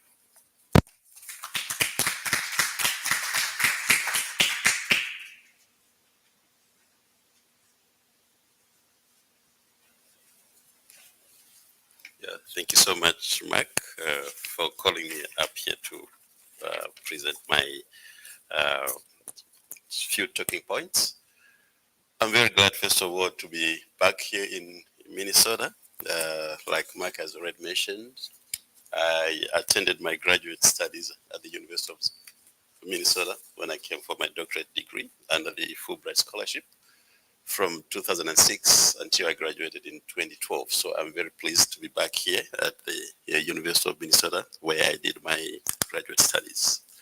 So building on the protocols that have already been presented here, in the first place, I'd like to give a special recognition to the presence of our ambassador to the United States, Dr. Chamba Kanyama, in our midst.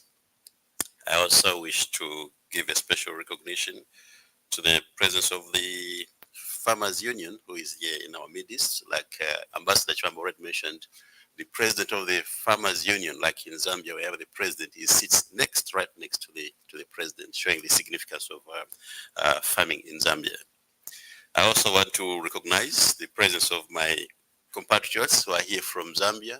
Most of them welcomed me here when I came here for my studies. I came here alone. I didn't know anybody here in Minnesota when I just arrived. And when the Zambian community heard that I was here, most of them came to visit me at the University of Minnesota, and 4 or 5 of them are in our midst today, and I'm very pleased to meet you.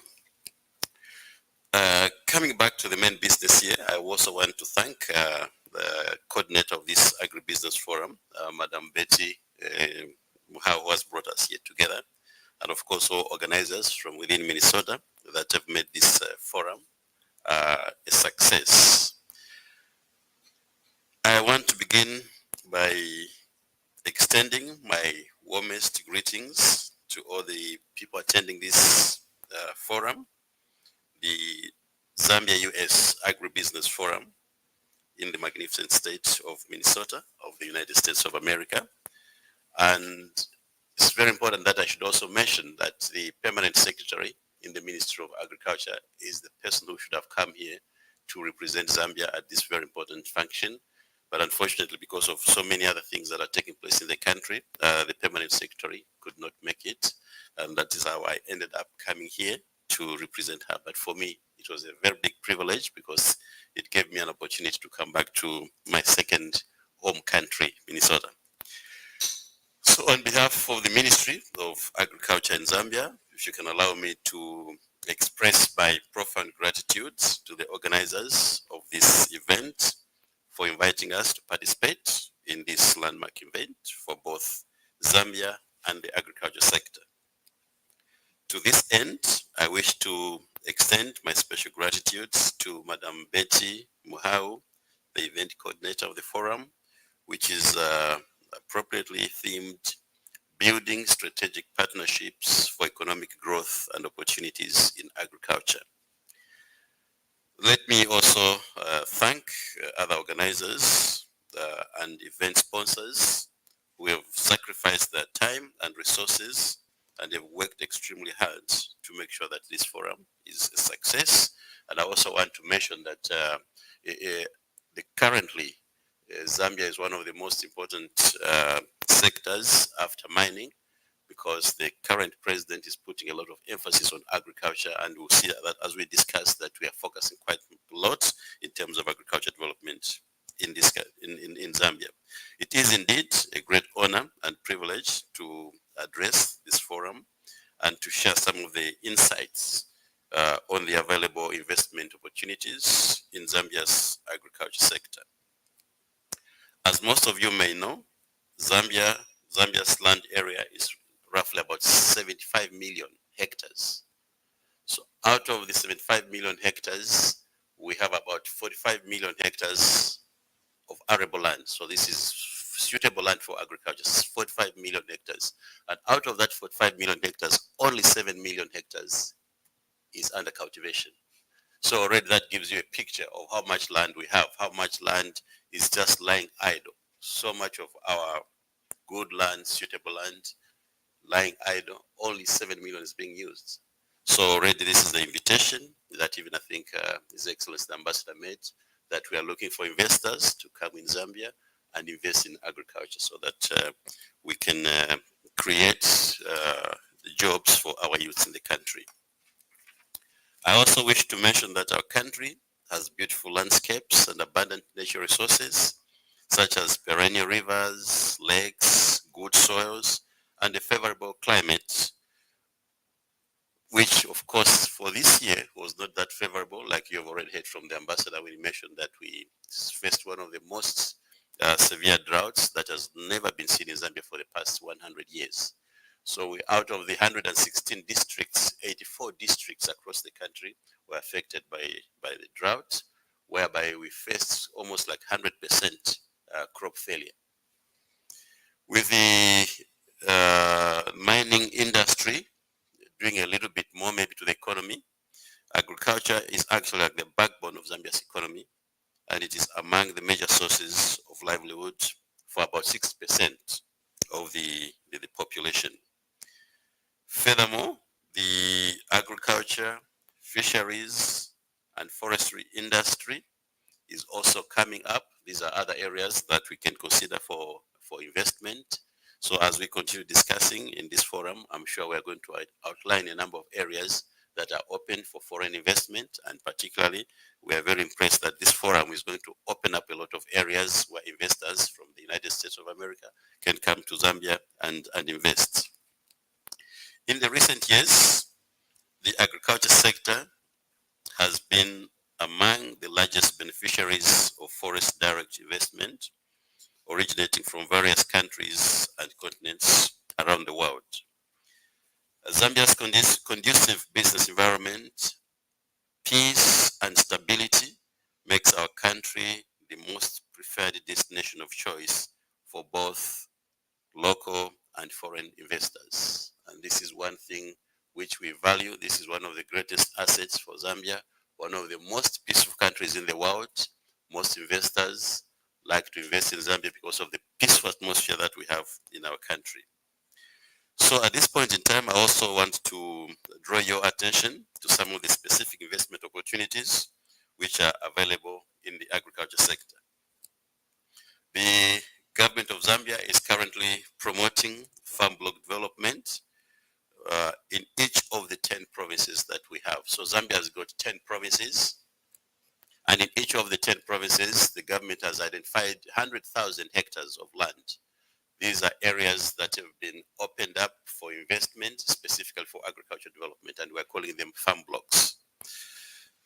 So the Zambian government is promoting these farm blocks, and the farm blocks are meant to commercialize agricultural land, promote value chain linkages, and create jobs across the priority value chains that include maize, which is corn, soybeans, wheat, beef, dairy, and aquaculture.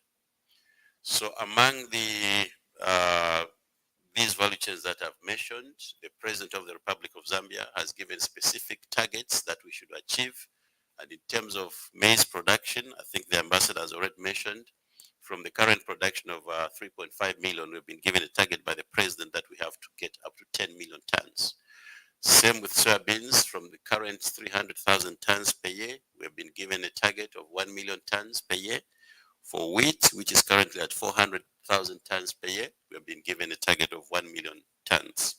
So for us to reach these targets, I think we need specific investments, and that's why we're appealing to investors who are willing to come in and invest in Zambia, including our citizens in the diaspora, to come to Zambia and invest in these farm blocks so that we can reach these targets of these millions of tons that the president has given us as targets.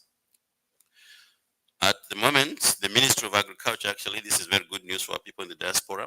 The Ministry of Agriculture has a diaspora desk that has been created and is being headed by Mr. Timothy Nyirenda, one of the officers in the Ministry of Agriculture, who is like the desk officer coordinating all the diaspora activities in the country, especially for those that want to invest in agriculture.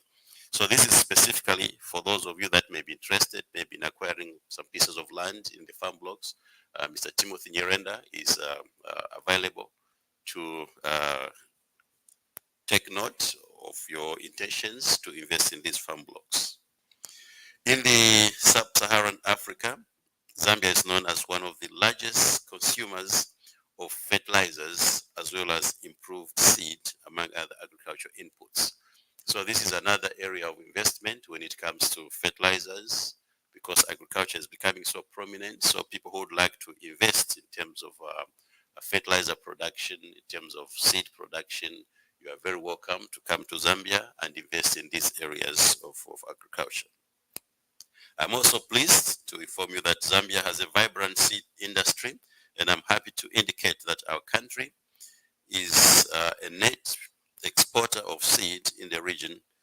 And in addition, efforts are currently being made to facilitate the increased production of essential inputs, especially fertilizer. Ladies and gentlemen, under the leadership of His Excellency the President of the Republic of Zambia, Mr. Hakainde Hichilema, the government of the Republic of Zambia is also pursuing agricultural reforms aimed at enhancing productivity, promoting exports, and the creation of decent jobs through the development of the agriculture sector. In collaboration with the private sector and our cooperating partners, government recently approved what we are calling the Comprehensive Agriculture Transformation Support Program, which is a policy framework that emphasizes the importance of private sector stimulating agriculture growth in the country. The Comprehensive Agriculture Transformation Support Program contains high impact policy reforms and interventions which will stimulate the increased participation of private sector, the priority value chains of maize, wheat, soybeans, dairy, beef, as well as aquaculture. In addition, the implementation of the Comprehensive Agriculture Transformation Support Program has led to the introduction of a credit window to promote access to finance. This is one of the areas that the current government is putting emphasis on by providing finance and credit in terms of agriculture production. And instead of just providing inputs in terms of fertilizers and seed, the government now, because of the adverse effects of climate change that we have faced, has also included provision of loans for irrigation facilities. So farmers would like to go into irrigated agriculture, they are free to come through and they will be able to access this facility in order to increase agricultural production. It is also our hope that the success of these reforms will result in investment in the following areas. And these are manufacturing, assembly, and after-sale services of agricultural machinery and equipment, logistics and storage facilities, credit and finance, production and distribution of agricultural inputs, value addition and agro-processing, as well as provision of digital solutions and technology that is needed to facilitate the value chain transactions. So you can see all these areas are open for investment, and we are appealing to investors or the connections that you may have that you can help us to bring these investments into Zambia so that the agriculture sector can be a success. Allow me also to assure the international business community that the Ministry of Agriculture is open to engagement and the sharing of relevant information which may support your investment decisions. In Zambia, we also have an institution called the Zambia Development Agency, and I'm sure as we continue to network here, we will share with you some of this information so that those who would like to come and invest in Zambia can easily get in touch with the Zambia Development Agency. The Zambian government is also alive to the technological advancements the United States has continued to make in key sectors of its economy. And through this forum, it is therefore our government's desire to create new partnerships with various institutions in the United States for the purpose of facilitating knowledge and technology transfer. May I also state that we are grateful to the Minnesota Department of Agriculture for opening their doors and allowing us to commence the process of formalizing the relationship between our two institutions. Yesterday we were hosted by the Minnesota Department of Agriculture, and we shared quite a number of views and ideas on how we can strengthen our collaboration, looking at what Minnesota has gone through in terms of drought in the past 2 or 3 years. And we're also experiencing the same problem because we had one of the most severe droughts. And yesterday we shared a lot of ideas and experiences with what the Department of Agriculture in Minnesota was able to do in order to mitigate the adverse effects of climate change and the drought that the state faced in the past 2 or 3 years. And as you may know, Zambia is currently grappling with the effects of one of the worst droughts in our country's history.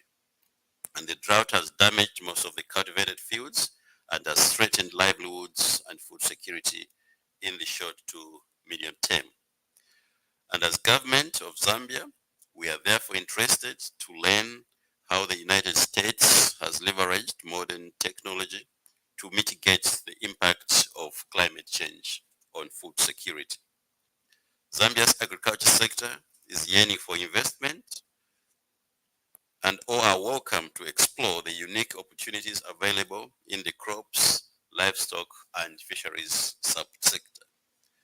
I wish once more to appreciate the efforts of the BMM International, led by Madam Betsy Mhau, the event sponsors, and other organizers for a job well done in successfully hosting this investment forum. I'm also very confident that the discussions over the next few days that we are going to have will lead to strong partnerships and investments which will mutually benefit Zambia as well as the United States. I also want, in closing, to repeat our ministry's delight for being invited to participate in this very important forum and share our insights on the investment opportunities that the sector of agriculture has. So once again, I want to thank you all for your active participation in this forum. And I'm very sure that the outcomes of this forum will contribute significantly to the aspects of food security in Zambia, as we are trying to make agriculture to be one of the cornerstones of Zambia's economic programs. So once again, thank you so much for inviting us, and we are very pleased to be here. Thank you so much for your attention.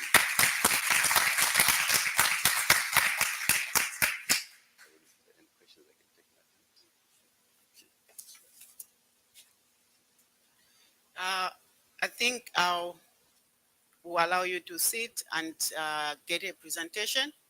Then from there, that's when we can take questions if there will be any. We wanted to do a presentation first for Ministry of Agriculture Zambia. Probably from there, there can be more questions, so we can have that at once. We can have the presentation on. See? Oh, all right.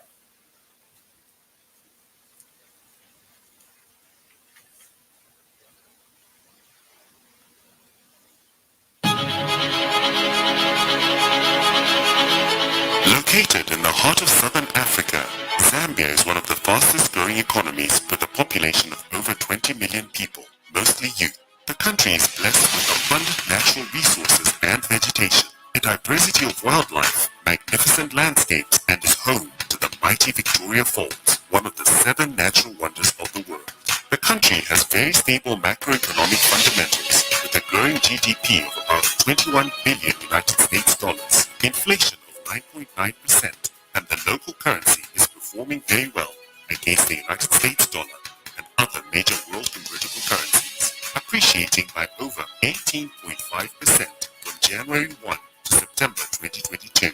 Zambia has proven to be a strategic hub for trade and investment due to its central location with 8 neighboring countries.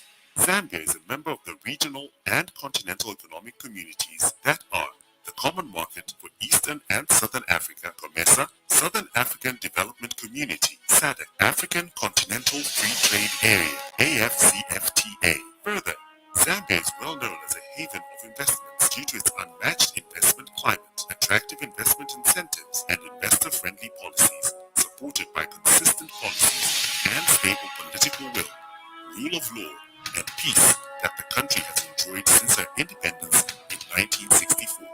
The country has an ambitious vision of becoming a prosperous middle-income nation by 2030, backed by its national blueprint, the 8th National Development Plan. The overall aim of the plan is to improve the efficiency and competitiveness of the economy to sustainably lift the living standards of the people. The focus of the country is to attain economic transformation that will be marked by advancements in industrialization and economic diversification, sustained growth driven by the agriculture, mining, manufacturing, and tourism sectors, supported by ICT, transport and energy, and research and development. In terms of trade, Zambia is centrally located and land-linked to 8 neighboring countries with international transport infrastructure that includes road, railway, and air transport. The telecommunication and ICT, the insurance and banking sectors are all to international standards, making doing business easy. With the coming of the African Continental Free Trade Area, it is envisaged that the growth in market size will double to potentially induce demand for products in both the mass and niche markets. The AFCFTA brings on board an integrated market of 55 countries, a population of 1.2 billion people, and an approximate gross domestic product of 2.5 trillion United States dollars.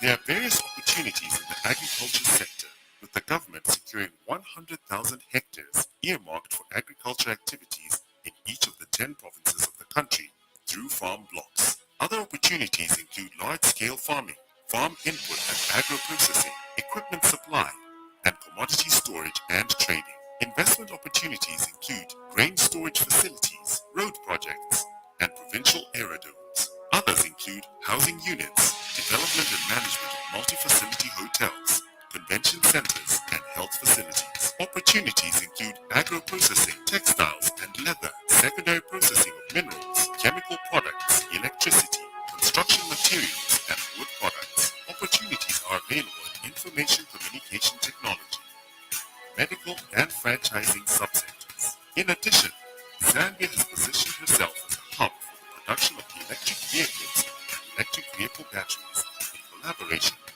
the Democratic Republic of Congo, DRC. For more information on profiled investment opportunities, kindly check investment.unido.org/acp/Zambia. Investors that satisfy requirements as provided for under the Investment, Trade and Business Development ITBD Act number 18 of 2022 are eligible for investment incentives that include a 0% import duty rate on capital equipment and machinery for 5 years, and accelerated depreciation on capital equipment and machinery. Further, investors that set up in multi-facility economic zones, MFEs, or industrial parks are eligible for additional tax incentives such as 0% tax on dividends declared on profits made on exports from the first year of commencement of works for a period of 10 years. Currently, the country has 7 operational MFEs and industrial parks, namely the Lusaka South Multi-Facility Chambishi Multi-Facility Economic Zone, ZCC Lusaka East Multi-Facility Economic Zone, GNG Multi-Facility Economic Zone, Kalumbila Multi-Facility Economic Zone, Roma Industrial Park, and Sub-Sahara Gemstone Exchange Industrial Park. In addition, ZDA also offers free personalized service to investors interested in exploring investment opportunities in Zambia. Contact the agency to arrange your visit to Zambia and to assist you. Locate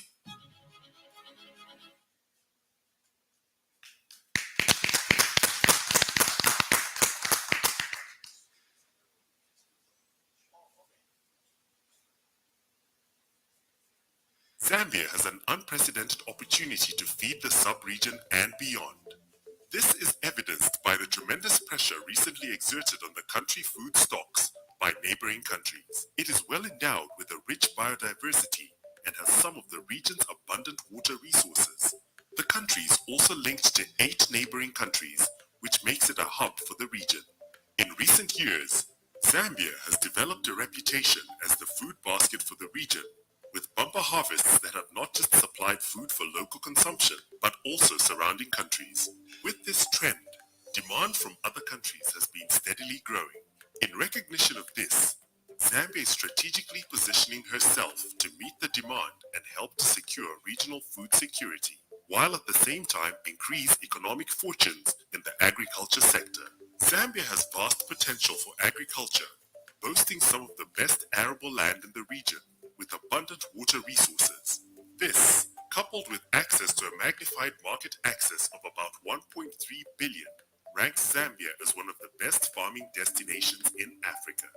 Aside from its own population of almost 20 million, Zambia is surrounded by 8+1 neighboring countries. In addition, Zambia is a member of the Southern Africa Development Community and Common Market for Eastern and Southern Africa bodies, which opens trade with countries beyond Zambia's neighbors. Trade market access has been opened up at continental level through the African Continental Free Trade Area, AFCFTA.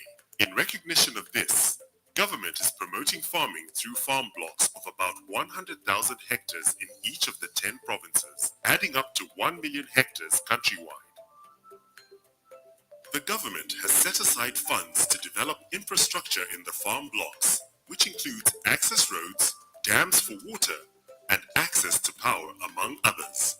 In addition, the private sector will be invited to establish anchor farms and value addition facilities within the farm blocks. We have lots of rain. We have about 1,300 mils of rain on average in this area. So during the rainy season, all our summer crops are grown under rain. There's a lot of water. And things grow here. The available slots for commercial farming in the farm blocks are 5 to 10 hectares, 11 to 100 hectares, 101 to 1,000 hectares, 1,001 to 5,000 hectares, 5,001 to 10,000 hectares and above. The farm blocks are Nansanga in Central Province, Luena in Luapula, Mushindano in Northwestern Province, Shikabeta in Lusaka Province, Kalumangwe in Western Province, Kalungushi in Northern Province, Lusiwishi on the Copperbelt Province, Chikumbiro in Eastern Province, Manshia in Muchinga Province, and Musokotwane in Southern Province. The government is inviting investments in the farm blocks. Farm blocks is a guaranteed return on investment. For more information, contact the ZDA on info@zda.org.zm. Visit our website www.zda.org.zm or the Ministry of Agriculture.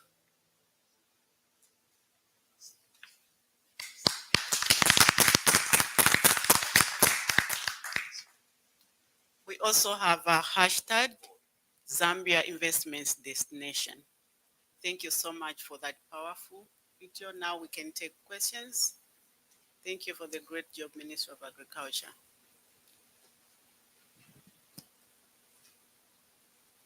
We have one question. You can go ahead, Alexander.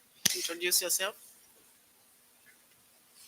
Yes, hi, my name is Alexandra Spieldock. I really appreciated all of the presentations this morning, but I just had one question for Dr. Shizumba after your recent presentation around agricultural priorities and targets that are being set for greatly increasing production and exports or for corn, wheat, and soy.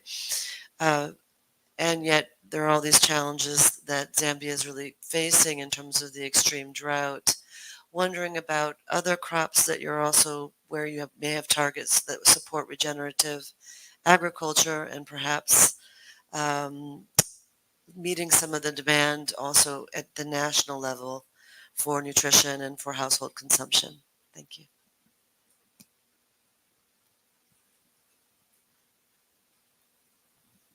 Yeah, thank you, Alexander, for that question.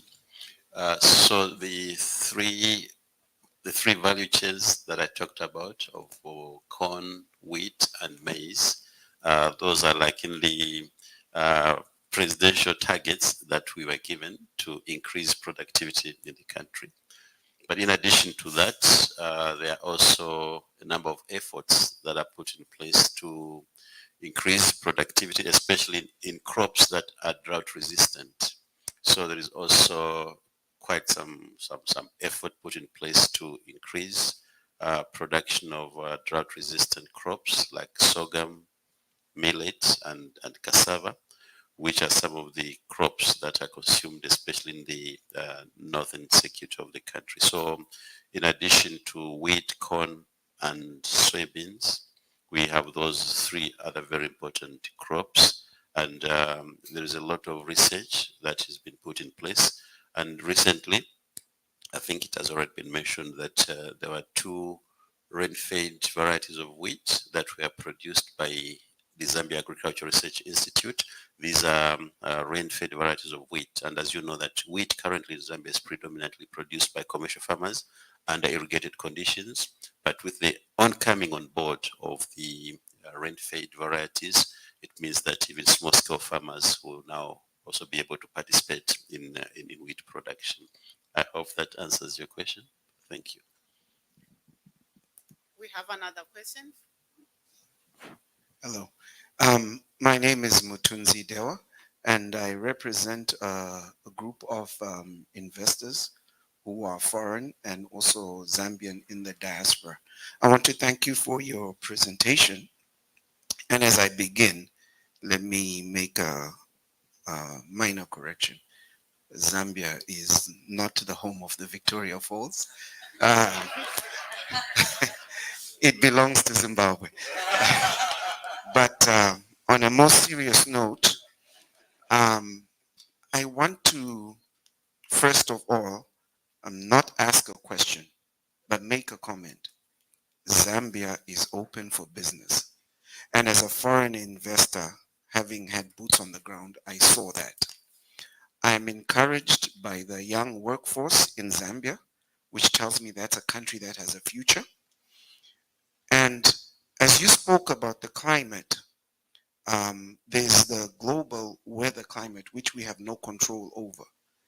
But the most encouraging climate for me as an investor was the attitude of the government. There is very little corruption in Zambia. And that's the most encouraging thing for me as an investor. I did see that firsthand. And I commend you as government members, and I wish that you would take this back to your government and let them know that we see it and we are encouraged, and it will bring investors to Zambia. Now, my question is this. Do you have a one-stop shop for people from the diaspora or investors? Because having been out of the country for a long time, you get lost when you come back to invest. I want to know, where can I go for financing? I want to know, where can I learn cultural intelligence? What do the people of Zambia need? What are the attitudes that will help me succeed as an investor and also give back to the communities, right? And I'm encouraged when I hear you talk about the farm blocks, because that seems to have a structure already in place. And I'm sure we'll dialogue more about this, and I look forward to figuring out and finding out how I can, get up and running as an investor. Thank you. Okay, no, thank you so much, Mr. Dewa. He's actually one of the persons who welcomed me when I came here as a student in the University of Minnesota. So he's yes, so very good question and also very good observation that because the Victoria Force, of course, is shared between Zambia and Zimbabwe. I like that correction. Yeah, so in terms of investment in Zambia, I think towards the end of the video that we presented, we provided actually a website under the ZDA, the Zambia Development Agency. That is like the first, for any investor that wants to come and invest in Zambia, the Zambia Development Agency is like the first destination where you can get there, and they have all the information in terms of investments, also in terms of whatever packages are there in terms of investment, what kind of exemptions in terms of taxes that you may receive as an investor. So ZDA has got that package, and I think we'll bring that slide again so that maybe you can take note of the website. In addition to that, like I already mentioned, we have also a diaspora desk at the Ministry of Agriculture by an officer called Timothy Nyirenda, who is like the diaspora desk officer at the Ministry of Agriculture. So anything that to do with the agriculture investment, that is the contact person. And I think as we network, I'll be more than ready to share the contact numbers or the email address as well as the phone number for Mr. Timothy Nyirenda that you can contact. Otherwise, we also have the Industrial Development Corporation, IDC, another parastatal institution that we have in Zambia, which is actually also working hand in hand with the foreign investors. Those people who want to come and invest in Zambia can get in touch with the IDC, the Industrial Development Corporation, and they can collaborate with you in terms of any type of investment that you'd like to get yourself involved in. Thank you. Thank you so much. One more question, then we go to our next program. We have a question, one more question there.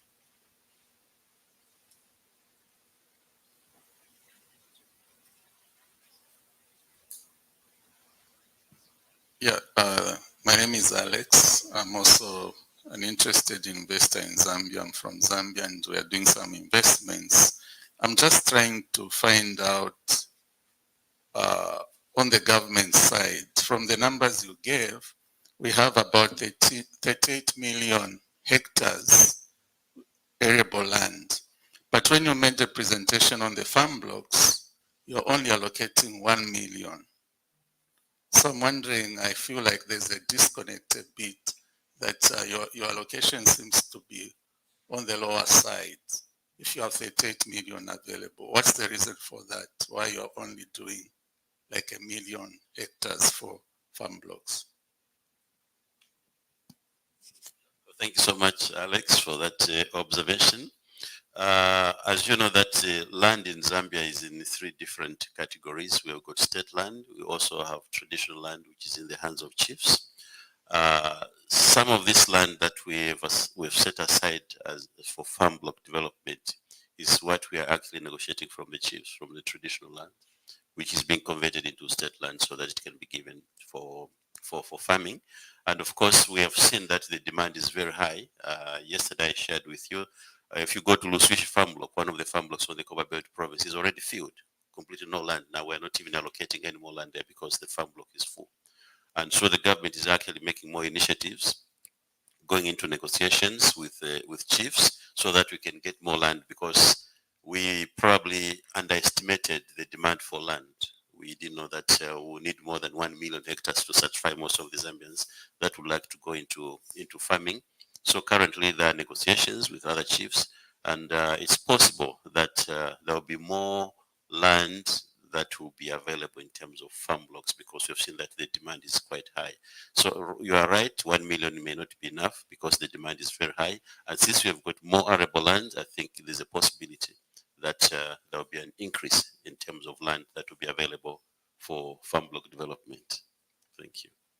Maybe my colleague from the Ministry of Agriculture, Dr. Kaplu, want to add something on what I've just, maybe general on what I've presented. No, absolutely. I think, like you've rightly put it, I think the other component of the arable land is in forest reserve and game parks and national parks. And of course, you wouldn't want to trade off and take that route. So like Dr. Shepande has rightly put it, the bulk of the land that is accessible is otherwise sitting with our traditional leadership, and quite a lot of efforts are going there in terms of trying to make a lot of this land accessible to people. But one thing he has emphasized is the growing need or growing interest for people to access land. I think that in itself is a good sign on our part, considering that there's a lot of interest for a lot of our citizens to get into farming and food production. So that's what I just wanted to add.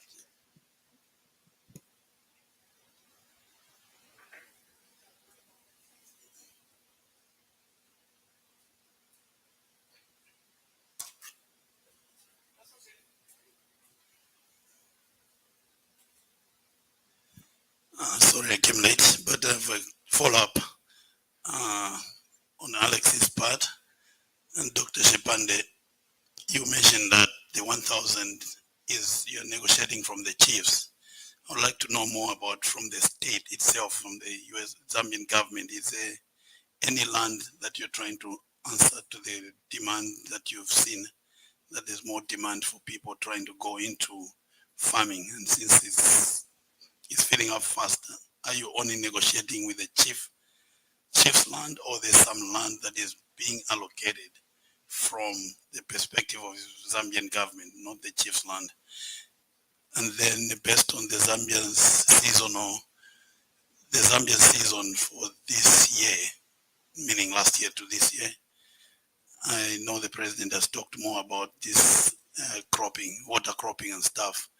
If people are trying to get into farming and then we are trying to do irrigation, can you shed more on what the government is doing about trying to have farmers do irrigation, especially on small scale farmers? Thank you.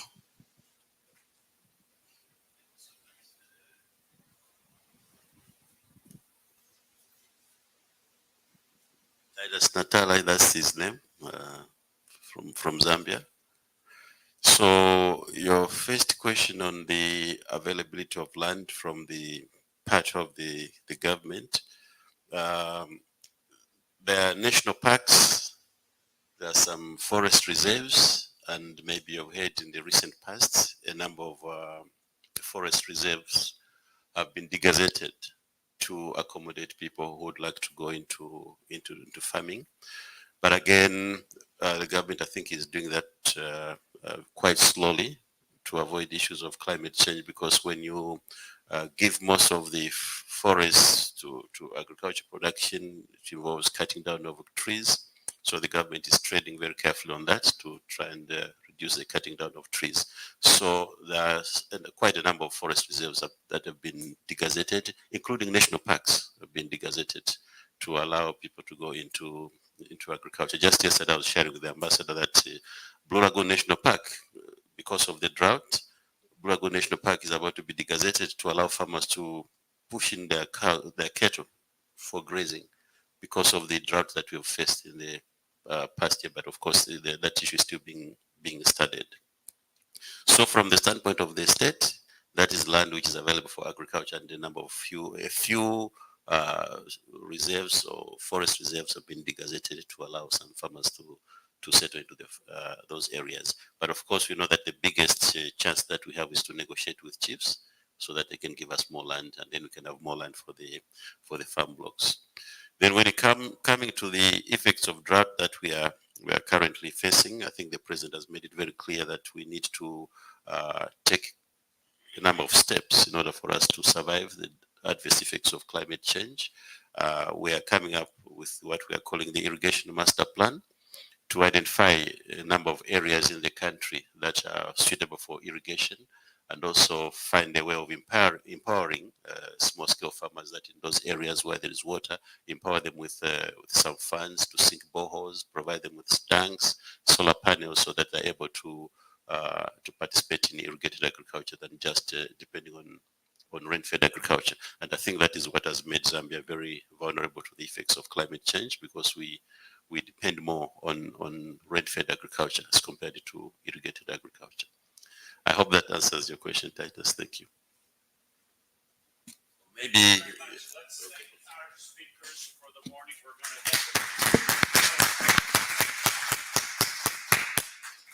our panel. Betty will be our moderator. Patrice Bailey, Assistant Commissioner, will represent the Minnesota Department of Agriculture. Your Excellency, we're very, very happy to welcome you back to the stage. Dr. Kapulu also. This is about the focusing on government-to-government connections, partnerships, and I'm turning the microphone over to you.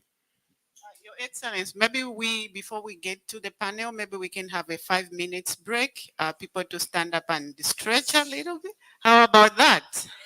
Sounds good, right? Maybe you can have an opportunity to take some pictures, because I can see some speakers are leaving. I don't know if there was that opportunity. I think 5 minutes, exchange cards,